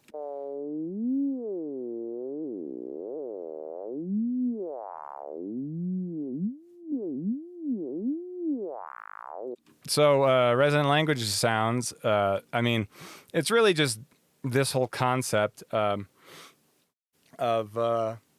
changing the pitch and the timbre and distorting it, and also playing, automate fucking whatever you want, you know, play around with all the possibilities. I'll slap on yep. I think I got a bunch of wacky LFO shapes that I've already made in advance for this sort of thing. There are up to 8 LFOs, but it only unlocks once you use the last LFO, actually. So, like, let's just do this. Yeah. And then on all these, I'll set it to trigger. Doesn't really matter, though, honestly. And then I'll bring down the rate of all these. I've done this before on stream, but this would be kind of for the wide range of, you know, minimum and maximum values, I guess, is how I would use these LFOs in most cases. But in this, I might try and hone it in on a smaller range. But let's see. I'll do this rate 1 and then rate 2. It's kind of arbitrary, but I often do this sort of thing as well. I kind of do like every other. It is completely arbitrary, though. It doesn't really matter. It's all up to you. And then I'll just start mapping these. Like, I'll map this to like here, and I'll map this to like this, and then I'll map this to like this fucking thing here. And then I'll press Shift and Alt or Option, I don't know which, for you Mac people, and then click. And then it'll change it from bipolar or unipolar. Unipolar just means it goes up and down, or up, and then it only goes up from where it is, or down only from where it is. And bipolar means it goes both ways.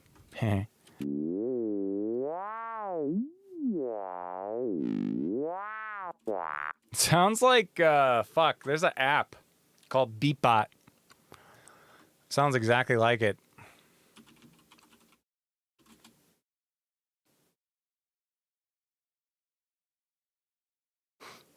Is this the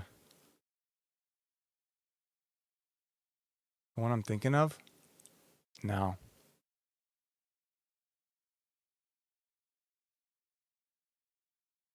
It was like a iOS app. Unless it was called... Yeah, it was Beatbot, I thought.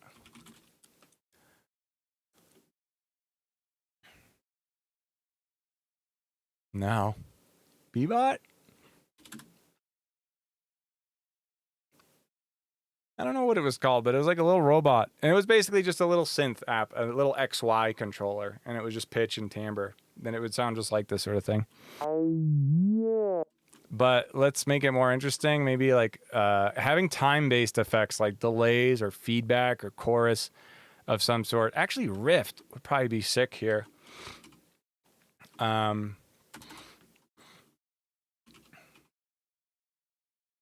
I'll put the Rift before the Serum effects. Oh, and maybe I'll put another one of those LFOs on the mix.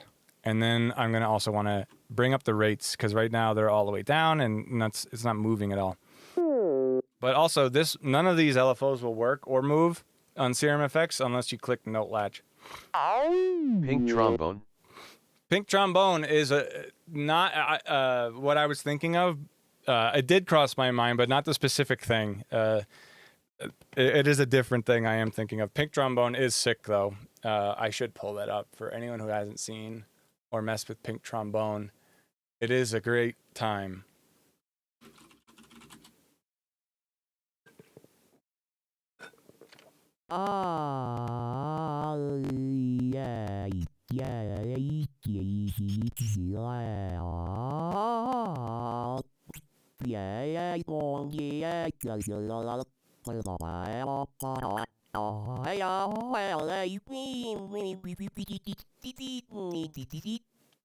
Pee-pee. Yeet.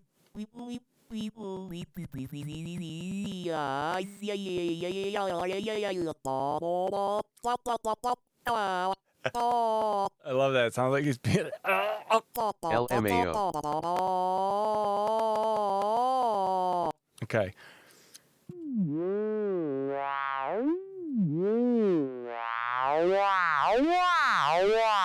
So, like, for starters, if it's not sounding like if before you start getting carried away, just adding on one thing after another, and you're just got all these fucking crazy shit that you're modulating.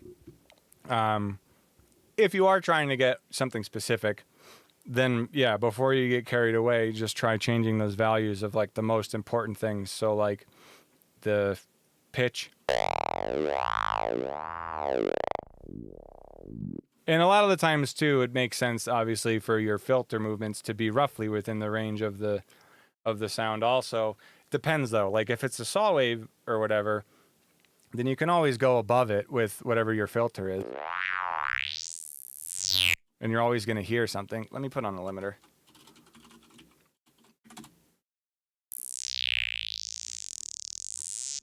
But if it was like a sine wave, obviously, or if it was a sine wave, we wouldn't be doing this because filtering a sine wave is pointless.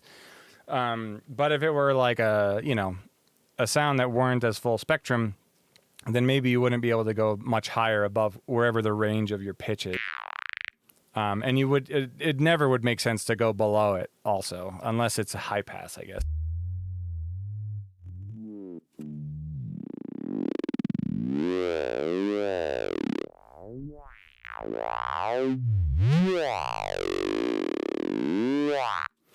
So yeah, these minimum and maximum values, that is the ticket. It's just about, just starting from square one, humming the sound, whatever it is that you're trying to recreate, humming, or just try and do it with your voice, and find wherever that fundamental frequency of whatever the tipper resonant languagey squelch is that you're trying to recreate. Because then it's not a matter, like, then you don't need to be making a big old synth patch like this that's got all these random fucking values going, and just these free running things. Eventually, I think what you would ideally want is just to be able to draw it in exactly how you want it, which is like, I still will do both. Like the open-ended approach, like of, just the widest window of values that you could have kind of a thing is always going to have its place, obviously. And there's no, like that'll never go away, I guess. But if and when you do want something specific, and once you know how to get it, then, you can just be drawn in. Then I would just be using, I would go here and make sure that the pitch bend range is like whatever I want to use. And I might just go in and draw it in here, whatever the specific type of movement I want is. And for me, like my journey, I guess the only reason I bring up, this like CRMFX patch with like a bunch of random movements and stuff like that is because for me, it took messing around with sound design with completely open-ended values countless times in order for me to even kind of reach that conclusion that it's just these things. But yeah, now with the distortion and wrong rift, fucker, gotta just uninstall that one. Rift.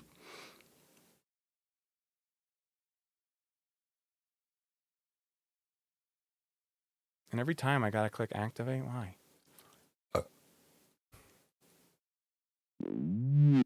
I'll just do shuffle.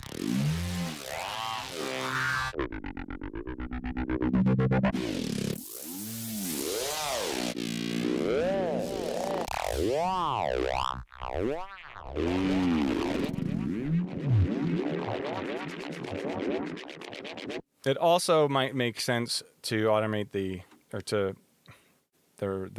resonance.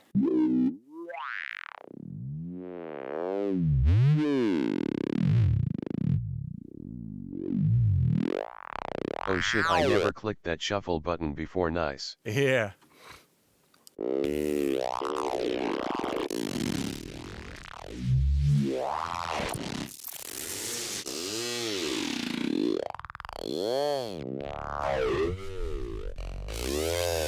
But let's see, what patch have I ended up with?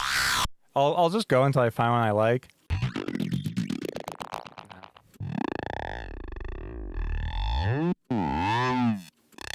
Okay, so now let's see. Whenever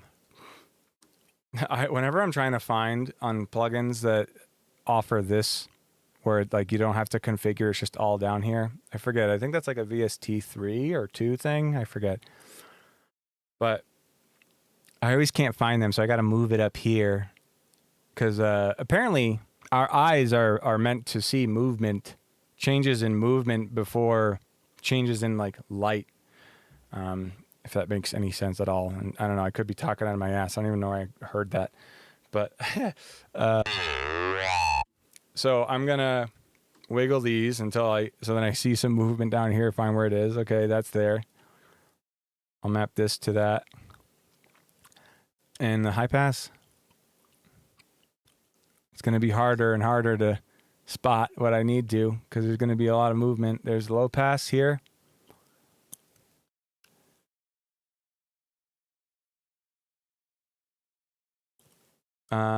What's this? Spread right here. Feedback here. Frequency, most important one. Let me just remove these other modulators also. Okay, that's right here.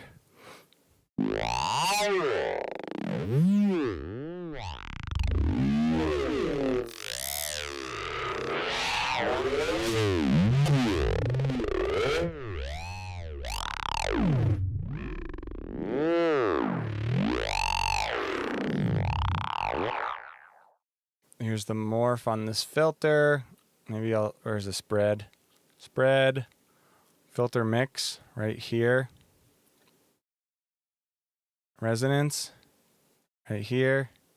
Gotta go to the next one. My GUI starts to fuck up. Like some plugins don't mix well with LFO cluster, just like being open. I also just gotta get a new graphics card. I hope that would fix this sort of thing. I have no idea though. My graphics card's okay. It's an RX 570, but I don't know if it can really handle like the 3 screens very well. What was I gonna do? Resonance. Here. Boom. Fuck. Cut off. Here.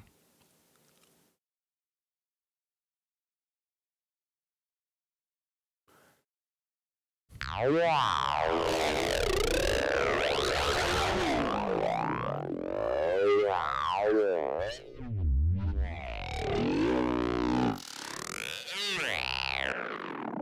now, like, things are getting crazy because there's more and more and more things being modulated and moved around. But just back to basics, the most important thing is the pitch here. I'll just move that around.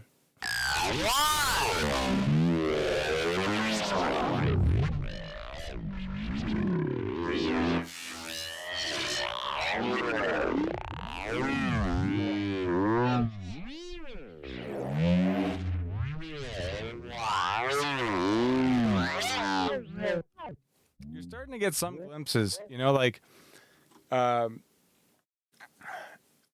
yeah, I wouldn't be surprised if most of Resonant Languages sounds are not intentional per se, but just kind of the result of like a open-ended sort of approach like this, and then he just takes the good bits. But also, I wouldn't be surprised if he's done that enough times where now he obviously would probably know just how to cut to the chase and do it. I don't know what he's doing now, actually.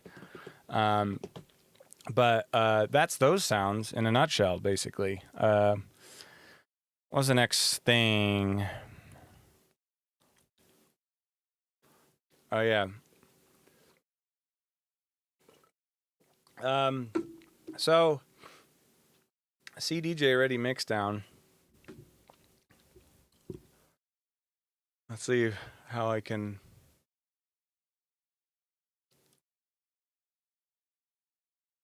Maybe I'll open up like the drum and bass thing here.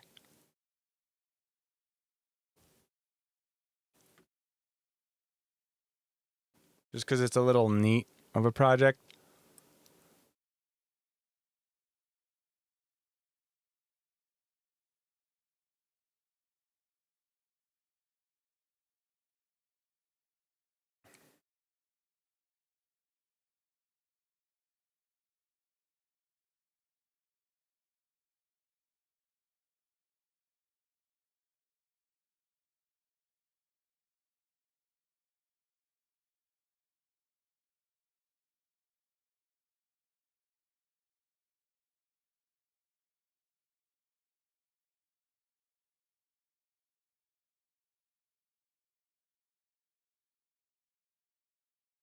Okay. CDJ ready mixdown. So, I mean, I make sure my kick and snare are roughly the same level. And also, everything just gets squashed. I mean, back in the day, the way I would go about that is just one limiter on the master doing all the work. But now I try and have everything be as dynamic as it should be. Ideally, like right out the gate, either as far as sample choice or... I'm mostly wondering what kinda of tools and techniques you use to get all the elements balanced and loud enough for it to sound good on a sound system. Yes. So, one little tip that I could give, I suppose, is let's just say that you only have your master limiter going on and you don't have any limiting or clipping going on anywhere else in the mix. And you're not... So if that's the case, then what'll end up happening, the thing that happens is when anything hits the ceiling of a limiter, let's see.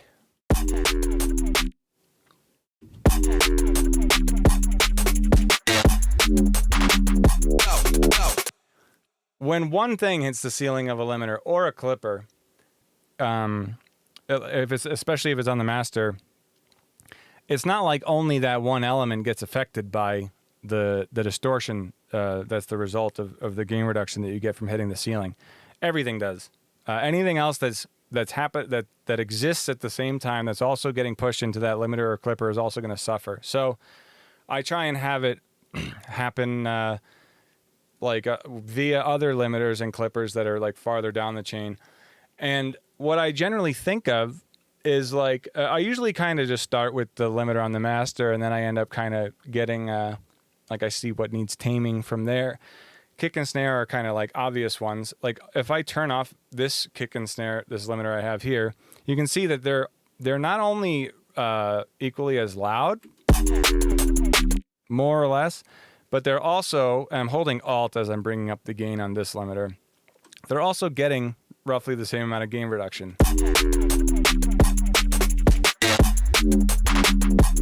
But if I had this off, and then we look at the master limiter, actually, I have a clipper on my percussion bus that this kick and snare are also going into. So I was limiting them, and I don't know what's the right move. Like I'm constantly experimenting with like limiting and clipping, either or, sometimes both, sometimes neither. I don't know. I think both is probably unnecessary, and you want to be careful having, too much gain reduction from either of these because they're both really extreme, and they can start muddying things up really quickly. But I've been experimenting with having my just clippers and limiters at various stages. Sometimes both, sometimes neither, sometimes just one, whatever. I don't know what the right move is, but I encourage you to just try and mess around with it. But if I turn off any limiter that I have between this kick and snare and the master, so I would also need to go and turn off this clipper that I had on here on the percussion bus. That means that my kick and snare now, going to this master limiter, are going to be getting, they're going to be getting a lot of gain reduction here. All the gain reduction that they were getting before now is happening on the master limiter, which is not ideal in my opinion, because now when my kick and snare happen, since they're getting like almost 6 more, it's like 9 decibels of gain reduction on my master limiter. That means that when they happen alongside everything else, that everything else is also going to suffer in the same way. It might not be obviously apparent or whatever.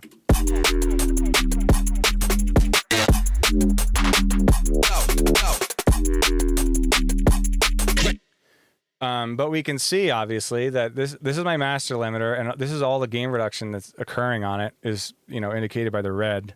And gain reduction is just representing the sound that would have been, or the loudness that would have been, or the peaks that would have been more accurately. Whatever this red shape is that comes down here, you can kind of just picture it like if this was just mirrored, flipped up above this line vertically. That's how loud it would have been, or how loud the peaks would have been. So now if I turn on even just this clipper on the percussion bus,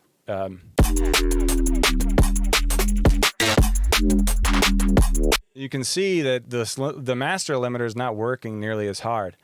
And I think if I also turned on this limiter, then it's likely that it might even be working less hard. It looks pretty much the same. That's because this limiter is on the kick and snare, which is before this percussion bus. So this kind of has the final say in terms of my drums and where its peaks are hitting. So what I basically try and do is if I see something hitting my master limiter, I will and it's causing gain reduction on everything else, an unnecessary amount. I will basically just try and subtract I'll add a limiter further on down the chain on whatever it is that's being like problematic and like taking too much headroom, I guess, on the master limiter. I'll take whatever that element is and I'll slap a limiter or a clipper on it, and I'll just like subtract whatever. If I got 12 decibels of gain reduction total on my master limiter, then I might stop and think, okay, well maybe on all or each of the individual elements that are hitting the master limiter, I'll just put a limiter on each of those, and maybe like I'll limit each one by like I'll have like 6 decibels of gain reduction on each of the things. So like this kick and snare, I mean they I think have like 9 or whatever. It's arbitrary, whatever sounds good, obviously, but I'm basically just squashing everything, kind of like mastering each track, basically, just treating each track like the stem.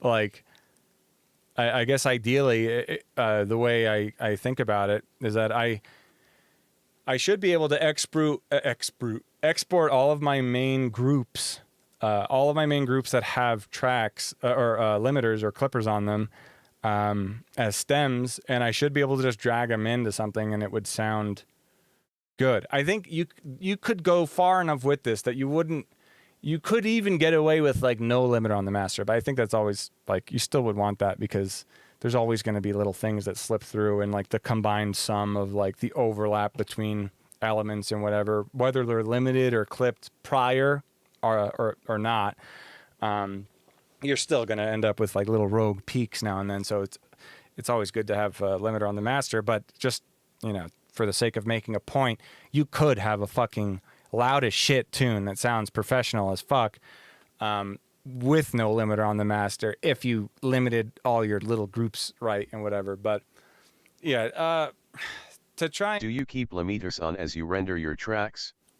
I've heard both sides that it can be not good to do or not really matter. I've never really figured out where to stand on that.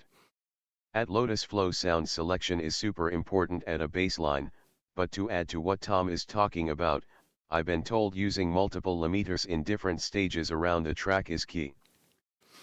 Yeah, that's a good point. A, your name is just A, letter A.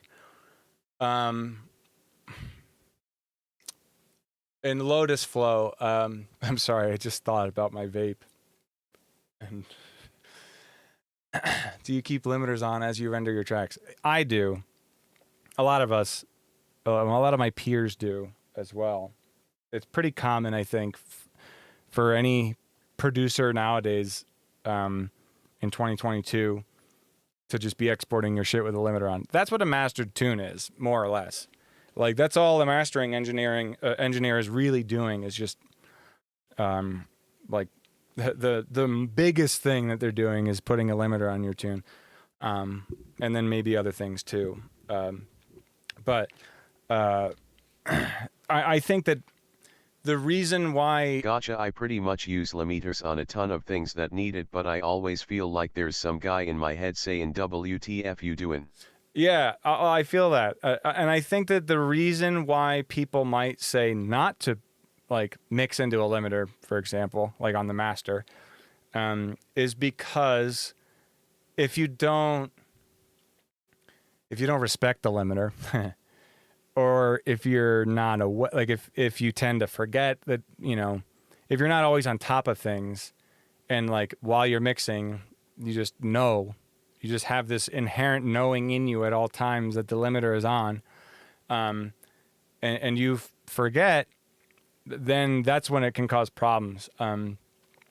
Is it can just be it can absolutely just be like a bad habit. It depends on the person though. Like, so like, for example, if I had a fuck ton of, if my limiter was up like this, I'll turn down the output so it doesn't sound too loud.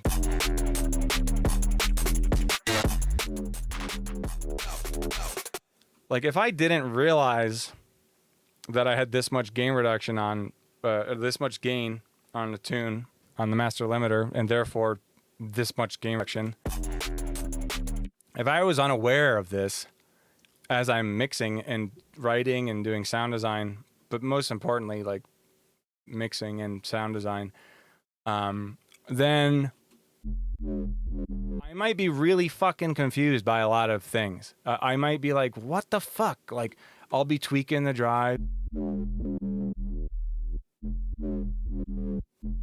I'll be messing around with things, and I'll just be like, why don't things sound right?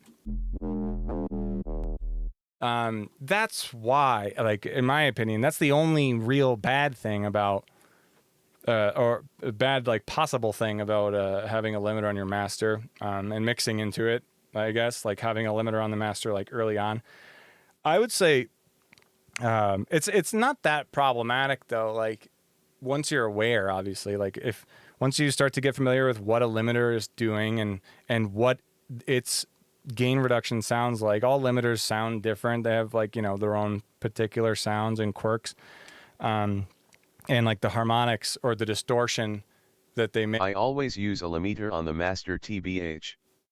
Yeah. Like, so I think that what it can be too, and why people would say not to, is because, like, you'll crank it up right when you start. Like, if you get cocky with it, like I have, like, for sure, like, you'll be like, okay, like, basically for me, once my mix down is like 90% there, I crank up the gain on the limiter, like a little bit, not like a crazy amount, but that's when you start, like, you can get cocky though. Like if you are, like, overconfident in your understanding or use of something like a limiter, and you're mixing into it willy-nilly, or you're not respecting it, then yeah, you could find yourself at times where things don't seem to make sense.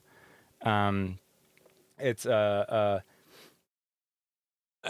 of like limiters aren't the worst thing to have on your groups or master though, that you could be mixing into, like, and have forgotten about. I think even more insidious and problematic things that that often will get forgotten about if they're left on something like a group is like multi-band compression or compressors. Non-linear plugins, they would fall under that category. So do limiters and clippers. But as far as non-linear plugins go, and if you don't understand that term or whatever, just I guess look up, like, on Google, linear versus non-linear systems. It is like an engineering term, but it also applies and exists in music. I've talked about it a bunch in the past and whatever. Limiters and clippers are probably the most linear of the non-linear plugins. Basically, it really just means that in a non-linear system, in a linear system, the input, if it's 1, is going to be proportionate to the output. So the output, like, will also just be, let's see, like, if I wanted to just, like, increase, like,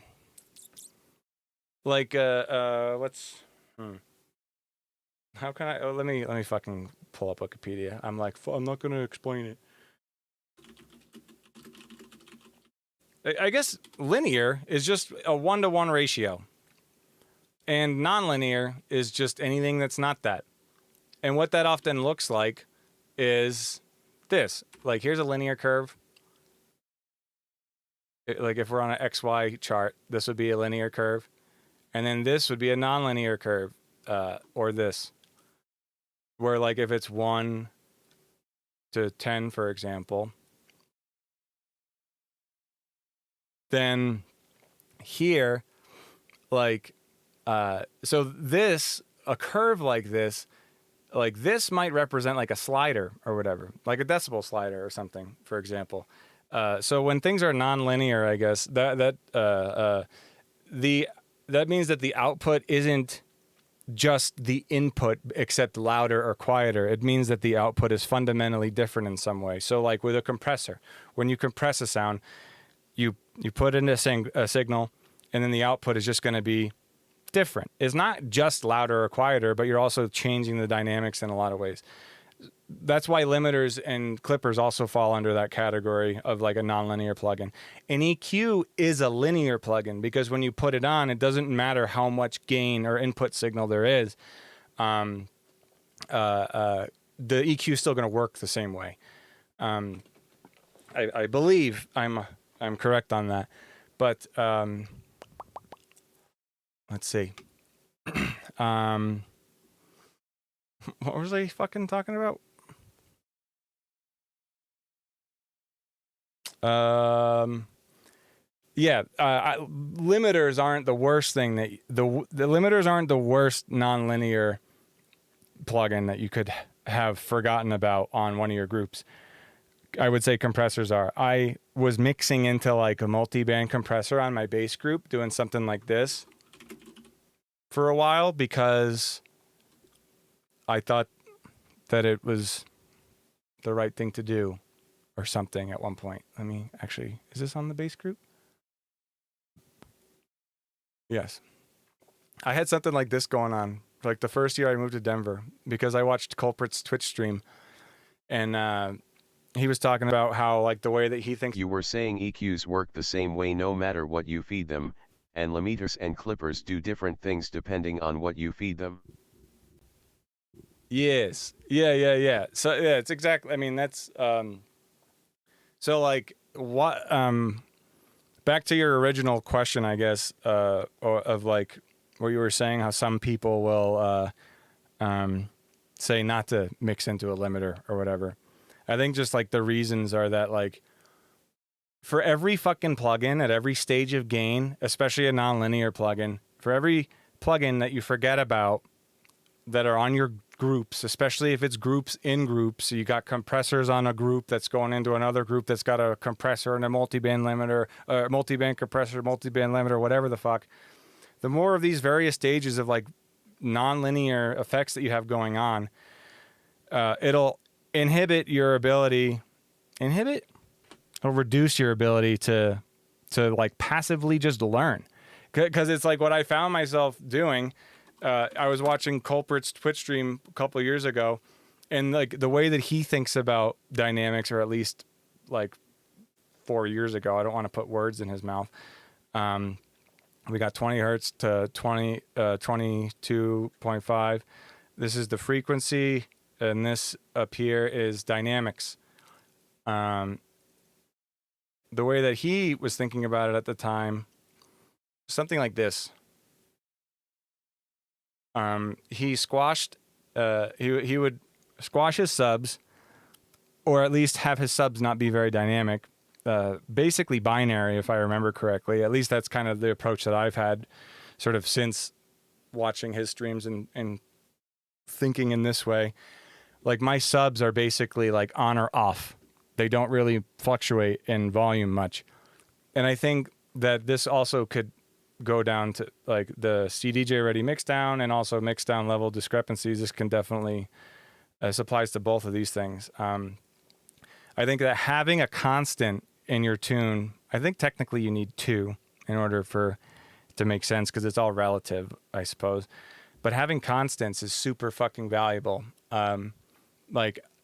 So having your sub and all of the subs in your tune, if you just make sure that they're all hitting the same level, like if you have a bunch of different bass patches and stuff, then I think things will start to sound like they make a lot more sense. And like maybe, you know, different sections of your tune might not sound, you know, weird or like louder than they should or quieter than they should. If you just can make sure that like whatever your fundamental frequency is, like that is consistent. I'm not saying that it shouldn't be dynamic or that culprit is right or that I'm right. I'm just like, it's just what I have been doing. Like my sub has been one of my constants kind of. It's not quite like I don't have it always hitting at a certain whatever and like decibel reading in all of my tunes, but in like my tunes relative to the one tune in question, I guess, I make sure that all the basses and the subs of those basses are as loud as the other basses in that same tune. And now on the inverse for the high end, his culprit's logic 4 years ago, again, don't want to put words in his mouth, was that this region, you want to tame the dynamics of it and not have things be too dynamic for like heavy bass music. Because if shit's really dynamic, upwards of like 2.5K or whatever, this is like the type, this is the part of the frequency spectrum where you're going to just scare people off the dance floor. And like if people just hear something 2.5K and up and it's louder than they were prepared to hear, it might hurt their ears or piss them off or just be like, all right, I'm going to go outside now, smoke a ciggy because this fucking guy's on. So it's good to fucking just like limit this shit, you know, or whatever. Like, you know, I don't want to say anything definitively. Really, it's what's good, or ideally what you'd want to do is just have it be as dynamic as it should be right out the gate, like from the synthesis stage, which in this tune, that's kind of like the approach I've had. But yeah, I think that your ability to passively learn, which is amazing, and it's fucking sacred, honestly, gets fucked when you got a fucking free running shit, nonlinear plugins just running willy-nilly that you're just bound to forget about at some point or another. And you're going to get cocky and you're going to go, because like you slap these things on, the only time you should be slapping these things on really is when everything, all the important mixdown stuff and sound design stuff is done. Because then you slap this on, and then that's when it becomes a problem, is when you go, you know what, I want to fucking, maybe I want to change something. And then you go and start changing things, and then you're moving around the sliders, trying to mix things, and it doesn't seem like it makes a difference. And you feel crazy, and you feel like you don't know what the fuck's going on.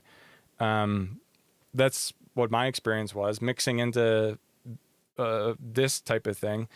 And this just mirrors this like bell curve of dynamics where like the low end and the high end are both not very dynamic at all. That's what this is. And you could do this with OTT also or whatever, but so like as an example, let's just try and do it to this. But see, now though, I just make sure that everything is as dynamic as it should be right out the gate, so that I don't need to rely on these things. Limiters and clippers are a different story because they're much more predictable in, you know, what they're going to do to the sound. And they're not going to do anything at all until or unless sounds hit the ceiling. Whereas when I was messing around with these, I was just like, got my threshold fucking all the way, I was smashing fucking willy-nilly, whatever.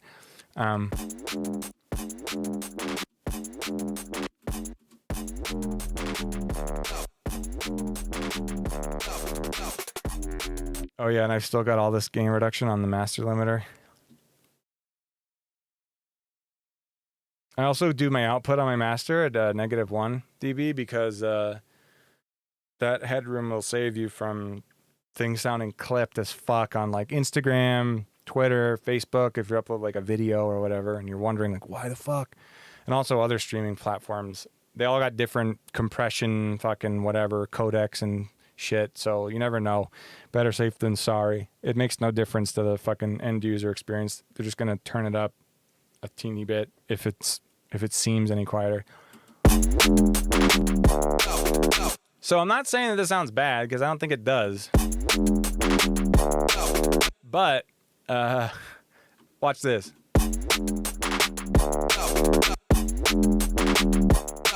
It still obviously makes a difference. But it doesn't make that big of a difference as if this were off. This.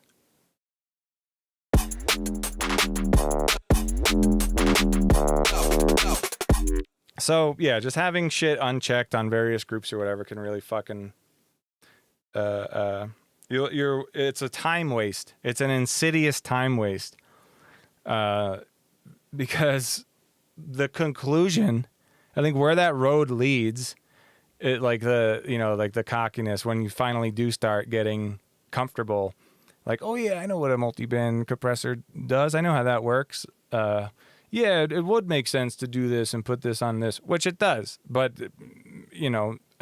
more or less, but just maybe not right away. And either way, like, even after you've done everything perfect, like, which is the only time that you really should, I guess, consider slapping something like this on a group, you might not even really need it at that point. So I don't know. Those are my thoughts on that. But I don't know. Making shit sound CDJ ready. I make my kick and my snare as roughly as loud as each other. I make my sub roughly as loud as my kick and my snare. And then I mix everything around that as I normally would. And then I just crank the master limiter up and I export it with the limiter on. If you're still here for that question, then that's really the thing. If you want to play your tunes out, if you got a gig and you're, you got a chance to play on a fucking nice sound system, don't be playing any tunes that don't have a limiter on it. Because the dynamic range of a tune with no limiter on it, like the difference between the loudest and the quietest points is going to be so great. It's a lot for your ears to fucking work with, and that's the difference between a tune that sounds loud and a tune that doesn't is a limiter, first and foremost. And the thing is, like, and the reason why your shit's gonna sound quiet if it's not mastered or if it's not smashed into a limiter, or at least even somewhat, is that the sound guy literally can't turn you up anymore, because your peaks, like your peak loudness, is probably going to be the same peak loudness as the headliner, but the difference is your noise floor is way, way, way down there. So the sound guy can only turn you up as much as your highest peak will allow. So if you got, if your peaks are all the way up here, but then your noise floor is all the way down here, it's going to sound quiet. So that's what limiters are for, and clippers, because you set the ceiling to wherever you want your loudest points to be, wherever your peak loudness is. And then you just crank the gain up from there. And then all you're doing at that point is raising the noise floor and just making things louder over time. Skitty. Stop.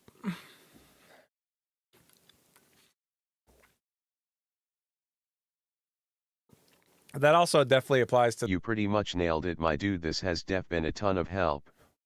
I'll definitely be trying these tips out. Yeah, dude. Fuck yeah.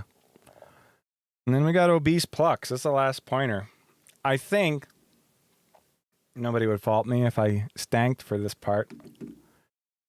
I had like 2.5 hours of being a good boy. I didn't stank all day because I don't want to confuse my brain with the whole hand-to-mouth thing, because I'm trying to not be addicted to nicotine anymore.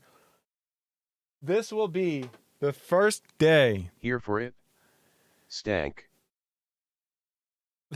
I think it, I don't know, it doesn't work when we're not on Twitch. This will be the first... I rolled a little stank.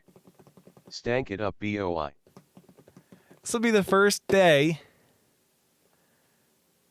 that I haven't vaped or hit a ciggy.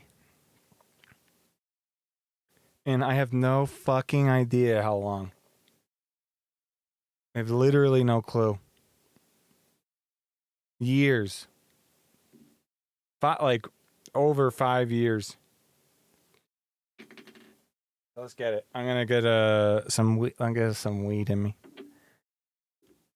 And then we'll do Obese Plucks, and then I'll fuck off. And then eventually, you know what I really need is someone to help me like edit videos, because like these videos too, I want the masterclass to be like easier to navigate to for Huge dude, it's all about the little steps. it literally is. That's everything. Music, fucking life, technique.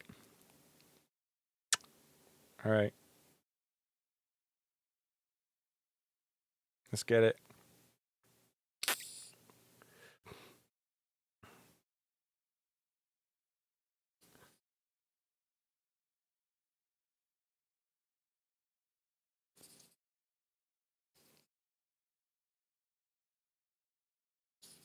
Skitide.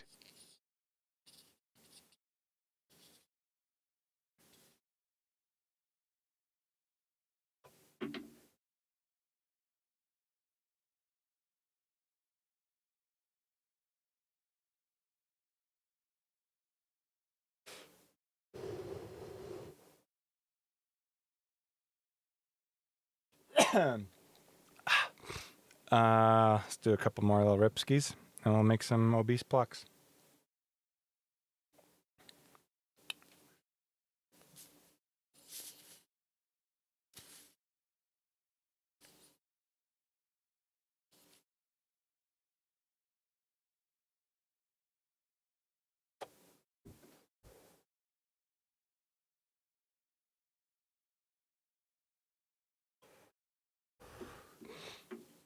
Since I didn't rip all day, probably good for now, because I could take so many of those in a row, because I'm a degenerate. Fucking literally just run into the ground, just whatever it is, fucking. Honey, you know I'm always smoking them to the filter. All right, obese plucks.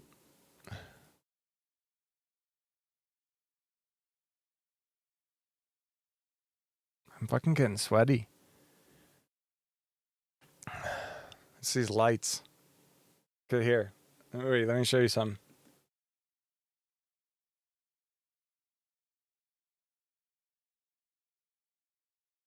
Here's no lights. These lights is hot, baby. This is the main one over here, though. This one's not as necessary. But it adds, doesn't it? All right, let's get an obese pluck, and then we'll move on. And then we'll wrap it up. That's it, actually. Yeah, I'd love to do this again. Goddamn. Shit. To make this more of a regular thing.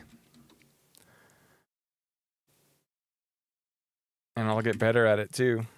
Free balling, freestyling. Oh, yeah, that's what I was saying, too. Be fucking sick.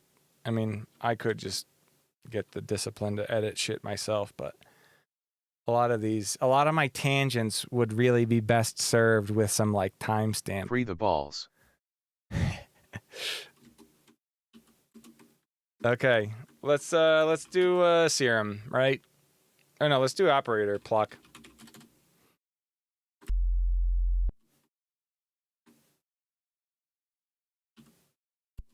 Like a vector pluck or like a jade cicada pluck.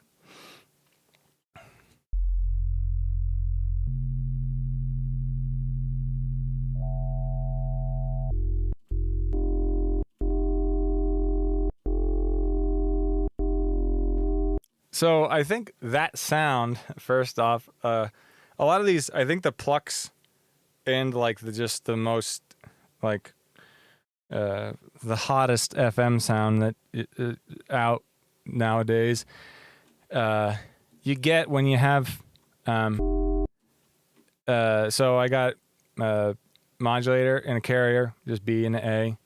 They're both at course 1. And now this first one isn't really that necessary. It is going to add and take away some even harmonics from the picture for sure.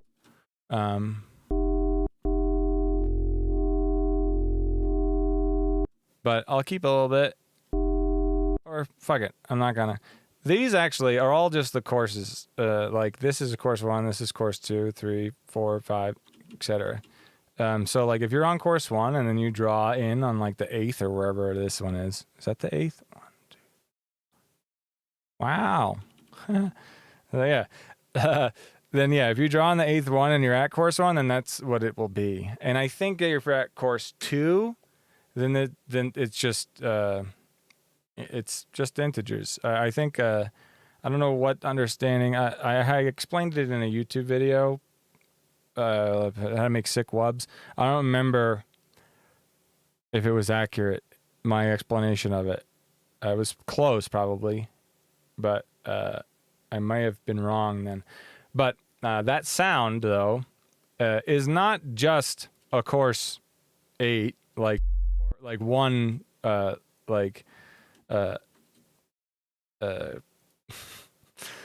sorry, just the stank, I guess it hit me.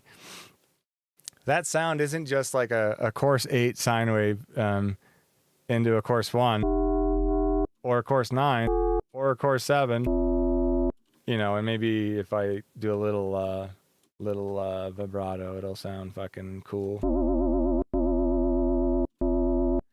It's not just which one is the right one,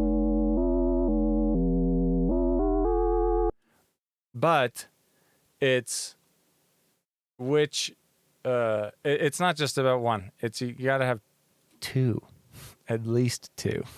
So what I'm gonna do, I could do this 2 ways. So here's 2.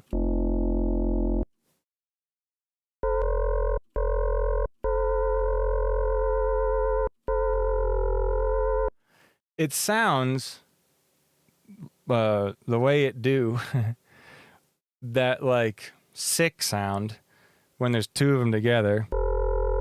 It only sounds like that when there's 2. It doesn't sound like that when there's 1.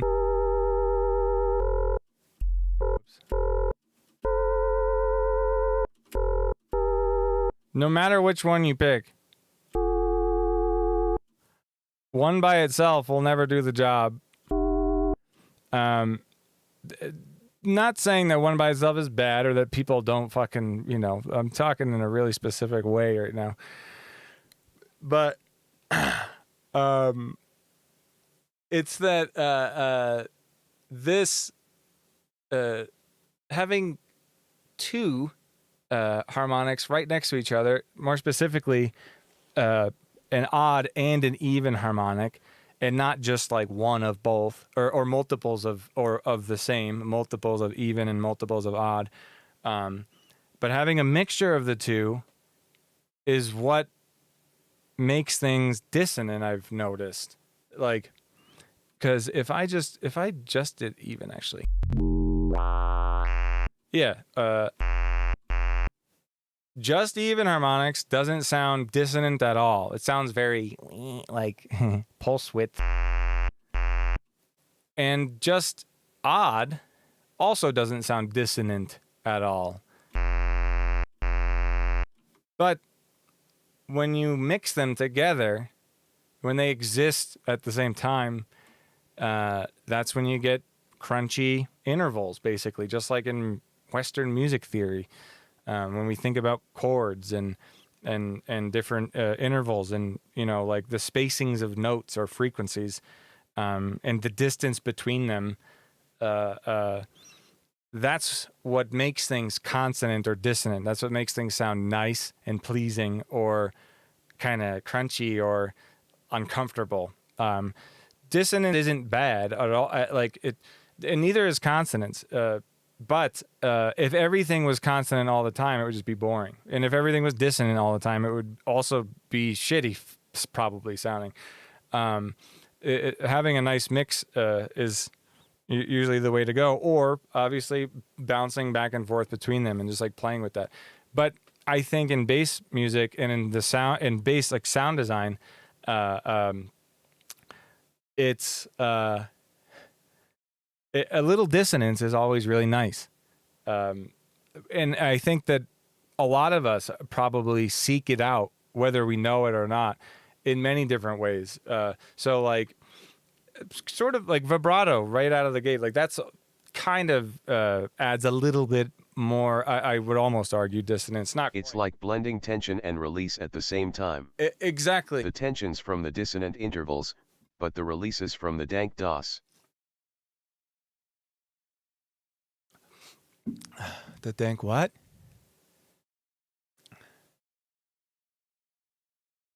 What's DOS?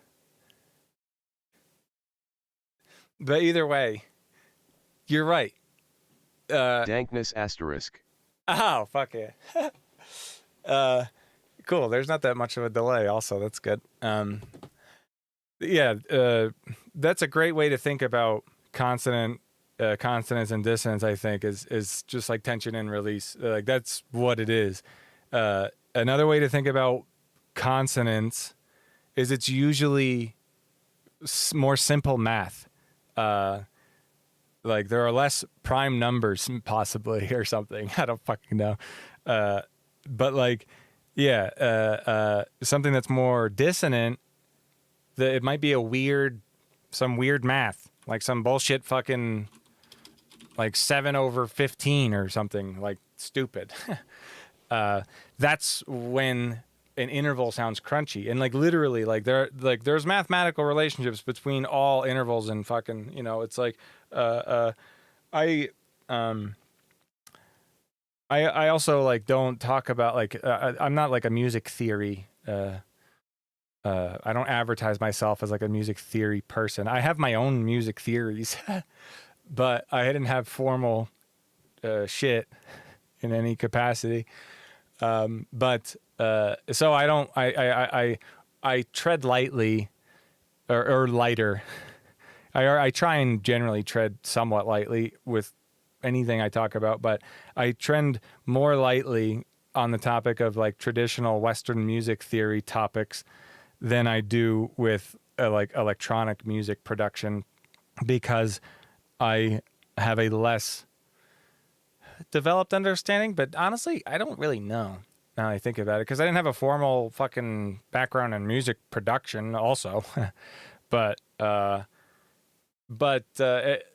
I don't know. I feel like you almost get away with not knowing what the fuck you're doing under the hood of a DAW. Like nobody really cares, obviously, if it sounds good. But like with music theory, like if you, I don't know, fucking say the wrong thing, then I don't know why I'm thinking like there's a difference. Is there? Are people more critical of like how much you know your shit in regards to music theory as opposed to music production? You know what I mean? I don't know. Like, are people more snooty? Probably. I mean, there's more, probably. Like, that can't come from nowhere. It's not like, I can't be making that up. Because, like, there's a fucking legacy of fucking history, and like it's like almost it's universalized. It's not fucking, I was going to say institutionalized, but universalized, is that a word? Depends on the bloke. Yeah, exactly. So let's make a pluck. Yeah, it's yeah, and also I guess you don't have dissonance without harmony, I suppose. You need to have some type of interval in order for what we know as dissonance, what I know as dissonance. Unless anyone can counter that, I think that dissonance can't really exist. Or pitch movement also can make things dissonant, because dissonance is just mud also. Or mud is dissonance, but just not a good kind. Dissonance isn't always muddy, I guess. So yeah, that's, things sound like a little more, you know what I mean? When you have two next to each other, and it's not like they gotta be as loud or whatever, but it doesn't need to be just two, but it needs to be more than one. And the only reason I guess I started with that is because like a lot of these plucked sounds that you hear, I think are just whatever the popular sound is already, but just a plucked version of it. Because, like, if you were to have asked me this a few years ago, it might have just been some other standard sustained bass that you hear all the time that was popular in 2018. But a plucked version of that. So here's the shit. And then, wow, you know what? Now that I'm thinking about it also, just back to earlier, like, I think before I used to think, this is not enough. I gotta distort this.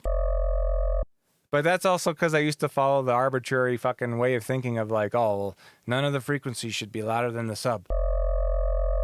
Okay, so if that's my way of thinking, then what the fuck? I can add white noise.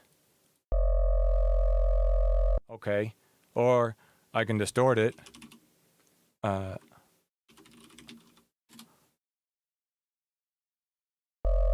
take off the white noise. Oh, where is this EQ? Whoops, wrong spot.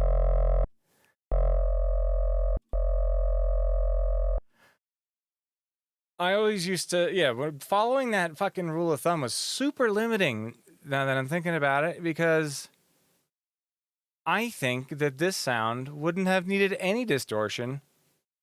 Or like, you know, this sound is perfectly fine, or a sound like this. But my past self would have been like, nah, this can't be louder. So I gotta do all this other shit to it and just make it different. I can't use that sound, I guess. I'm an asshole. Okay. When all I gotta do, I don't need to distort it or add anything.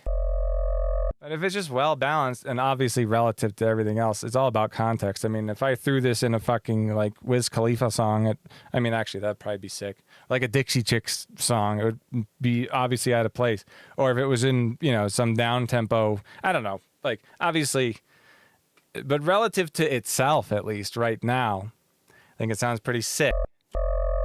All it needs is just, turn up. Oh no, it's a little louder than this.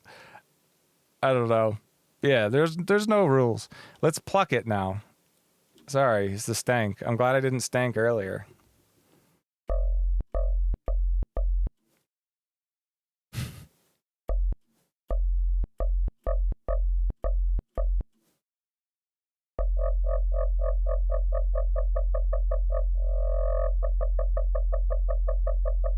It's all still helpful.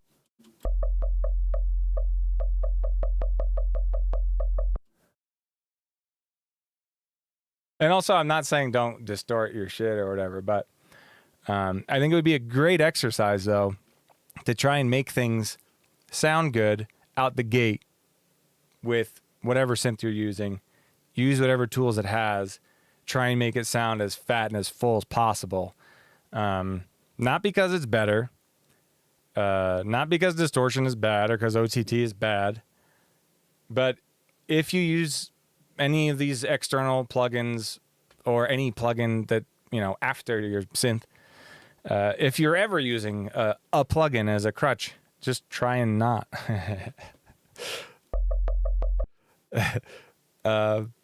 So here, you could think about this in an LFO way, which is, or an envelope way. If this was like an arrangement thing that we're talking about, like if I had I'll explain what I mean. I'll duplicate this. So like if I wanted to have a rhythm going on, I'll make this sync, and I'll map the rate here, and I'll map the attack and the decay as well. So now I'll delete this because I should have done that first.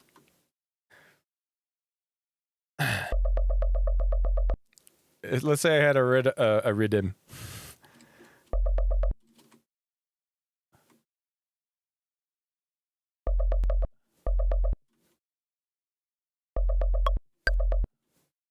I'll go to 140. All right.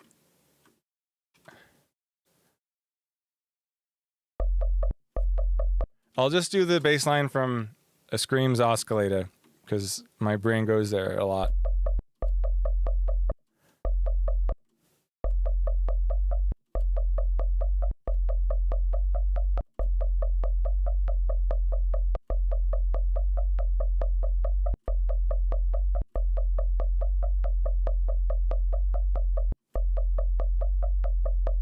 and then less glide.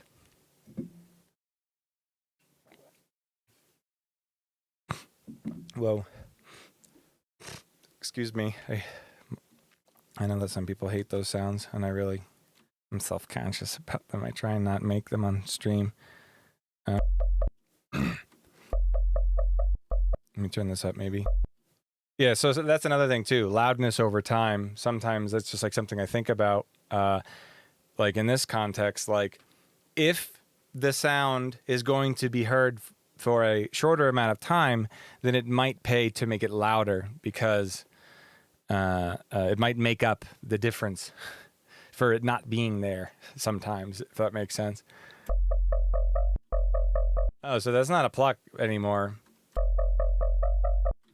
But a pluck for fucking... really, a pluck is an envelope with... you bring the sustain down and you got a short decay and usually a very short attack as well. Otherwise, I mean, things will still definitely sound plucky with a... with you know, this much attack. This is definitely more of a pluck than like this. But when I was saying thinking in LFO mode versus thinking in envelope mode, in LFO mode, like if I have a rhythm going on, a rhythm like this. Oh, is it here?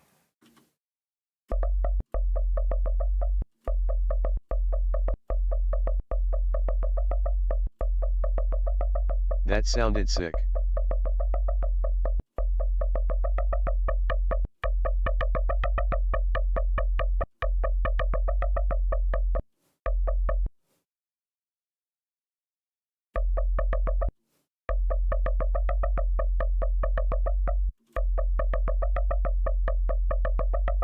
This is the bass line from Oscillated by Scream.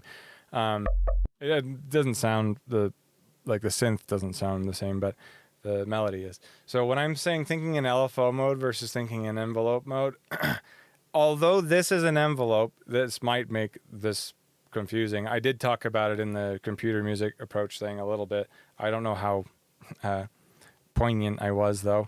But I'm thinking about, because this envelope is looping, I'm kind of thinking about it like an LFO. And when you're working with LFOs, or when I'm working with LFOs, a lot of the time I end up using less MIDI notes because, and I end up also using glide and shit. Although I use glide in both cases, that's over here, or having one voice and then turning on glide. But most importantly, I use less MIDI notes. Most of the time, my MIDI notes are sustained when I'm sort of working with LFOs and then automating the rates.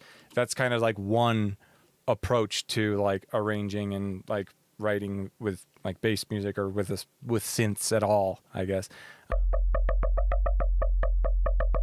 But if I were thinking in envelope mode and I wanted to do the same thing, then that would be a lot more MIDI notes. And let's turn off this loop here and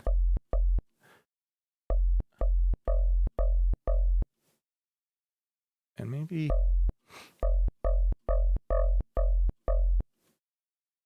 oh, and if I wanted to make this more plucky too, like a pitch envelope as well, just envelopes, baby, like envelopes on whatever the fuck, but make it, you know, with the sustain either all the way down or really low. And then a relatively short decay on whatever it is. I think FM, like from B type shit, is like one of the most obvious things I can think of to like make a pluck sound. And then I distort it and do whatever to make it even pluckier. But yeah, envelopes though are really none of this really without envelopes. That's the pluck right there. But thinking in envelope mode, if I want to do the same rhythm, then triplet grid.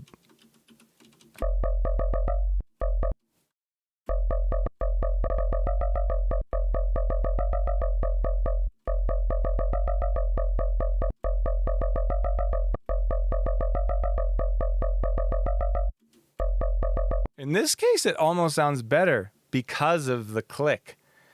That's For a pluck, a click isn't really bad. But a lot of the times the click makes or breaks which of these ways of working I decide to go with. So like an operator, it might not necessarily be the best example to talk about this sort of like LFO approach versus envelope approach, because they're gonna probably sound pretty similar. But actually now with the clicks, I'm realizing, yeah, they do sound pretty different. But the functionality and the control I have at this point is still the same. So like if I wanted to play around with the attack and the decay and stuff too, and this is just great fun. I love writing just with like synths and you know, and automating things and mapping stuff. It's not yeah, I don't think any way of working is better. It depends on who you are and also just your mood sometimes. But I think that we all have to try all the ways in order for us to even come close to having an opinion about any of them. But yeah, my opinion is that I don't know, there's a lot of ways of working.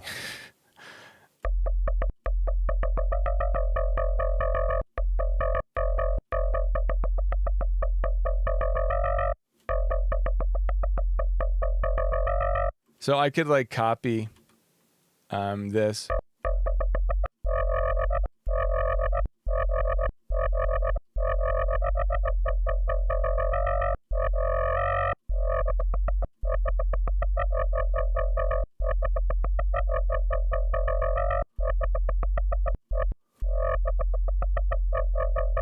If I copy this now and then show that automation in a new lane as well.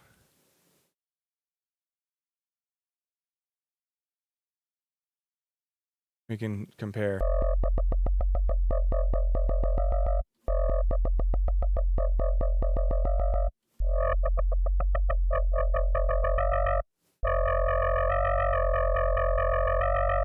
Yeah, I don't know, but there's a pluck, and yeah, you could make it sound cooler. I mean, this isn't really a pluck anymore, but if I just keep the decay short and the attack really short, copy this down here too.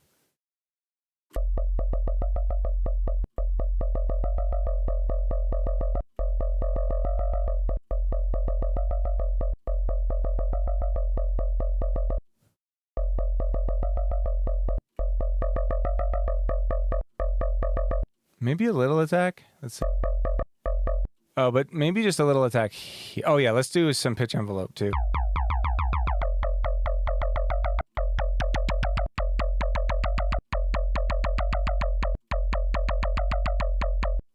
And then maybe a little attack. It'll make it less plucky. But now I'll just fucking...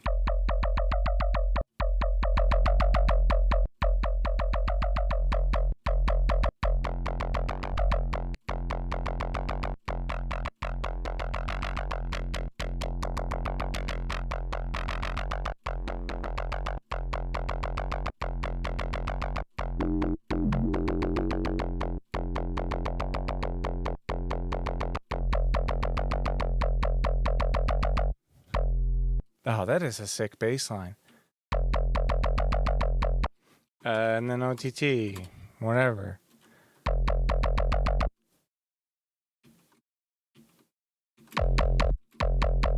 Wait, sorry.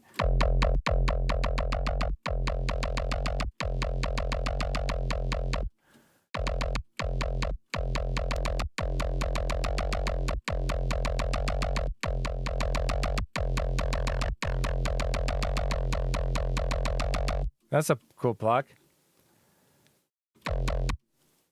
Here.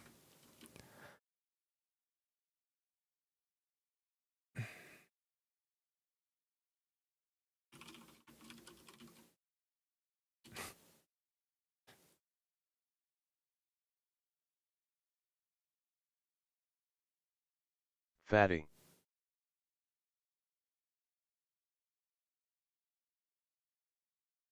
Pasting in the chat.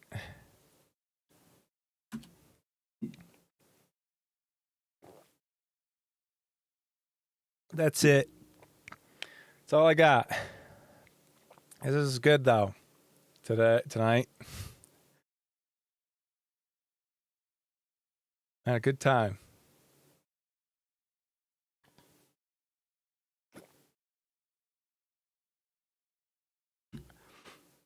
I'd like to do this more, and I'd like to start timestamping. Be appreciated. Thank you. Chris Brom. Thank you, dude. This was a nice long BOI and I loved it. I have to have 11 to open that, right? Yeah, unfortunately, Kyle. Hell yes. Thank you, BTW. Yeah, this was long as well. I'm surprised that any of you guys got this much fucking patience as well. Today's lesson was sick. Thanks for all the knowledge bombs, G. Yeah. I like. I really like answering questions directly because it is the most. I look forward to this every week, dude. Fuck yeah. Me too. This is awesome. It's nice being asked questions and getting to answer them because then there's a confirmation that we understand, or at least more of a confirmation than if I'm just talking willy-nilly. So I like it when that's kind of just what the format is. I know that, if this were to grow and there were more people, that I would have to just be kind of probably taken in advance and or voted on or something. But obviously I'll cross that bridge when we'll fuck that chicken when we get there or whatever. All right. But thank you guys again. This is a good one. And I'm excited for next time and for the future. And one day with no vape. If I can quit the fucking vape, then Jesus. There's a whole world of possibilities out there. But thank you all again. It means the world to me. And I hope you all have a good... Next master class, proper chicken fucking technique. Yeah, baby. That's actually what my grandpa used to say to my dad regarding the alcoholism. Would say, I don't care if you're fucking chickens in the backyard, don't drink. And with that, I'll bid you adieu. Thank you guys again. Have a good rest of your night. Peace out.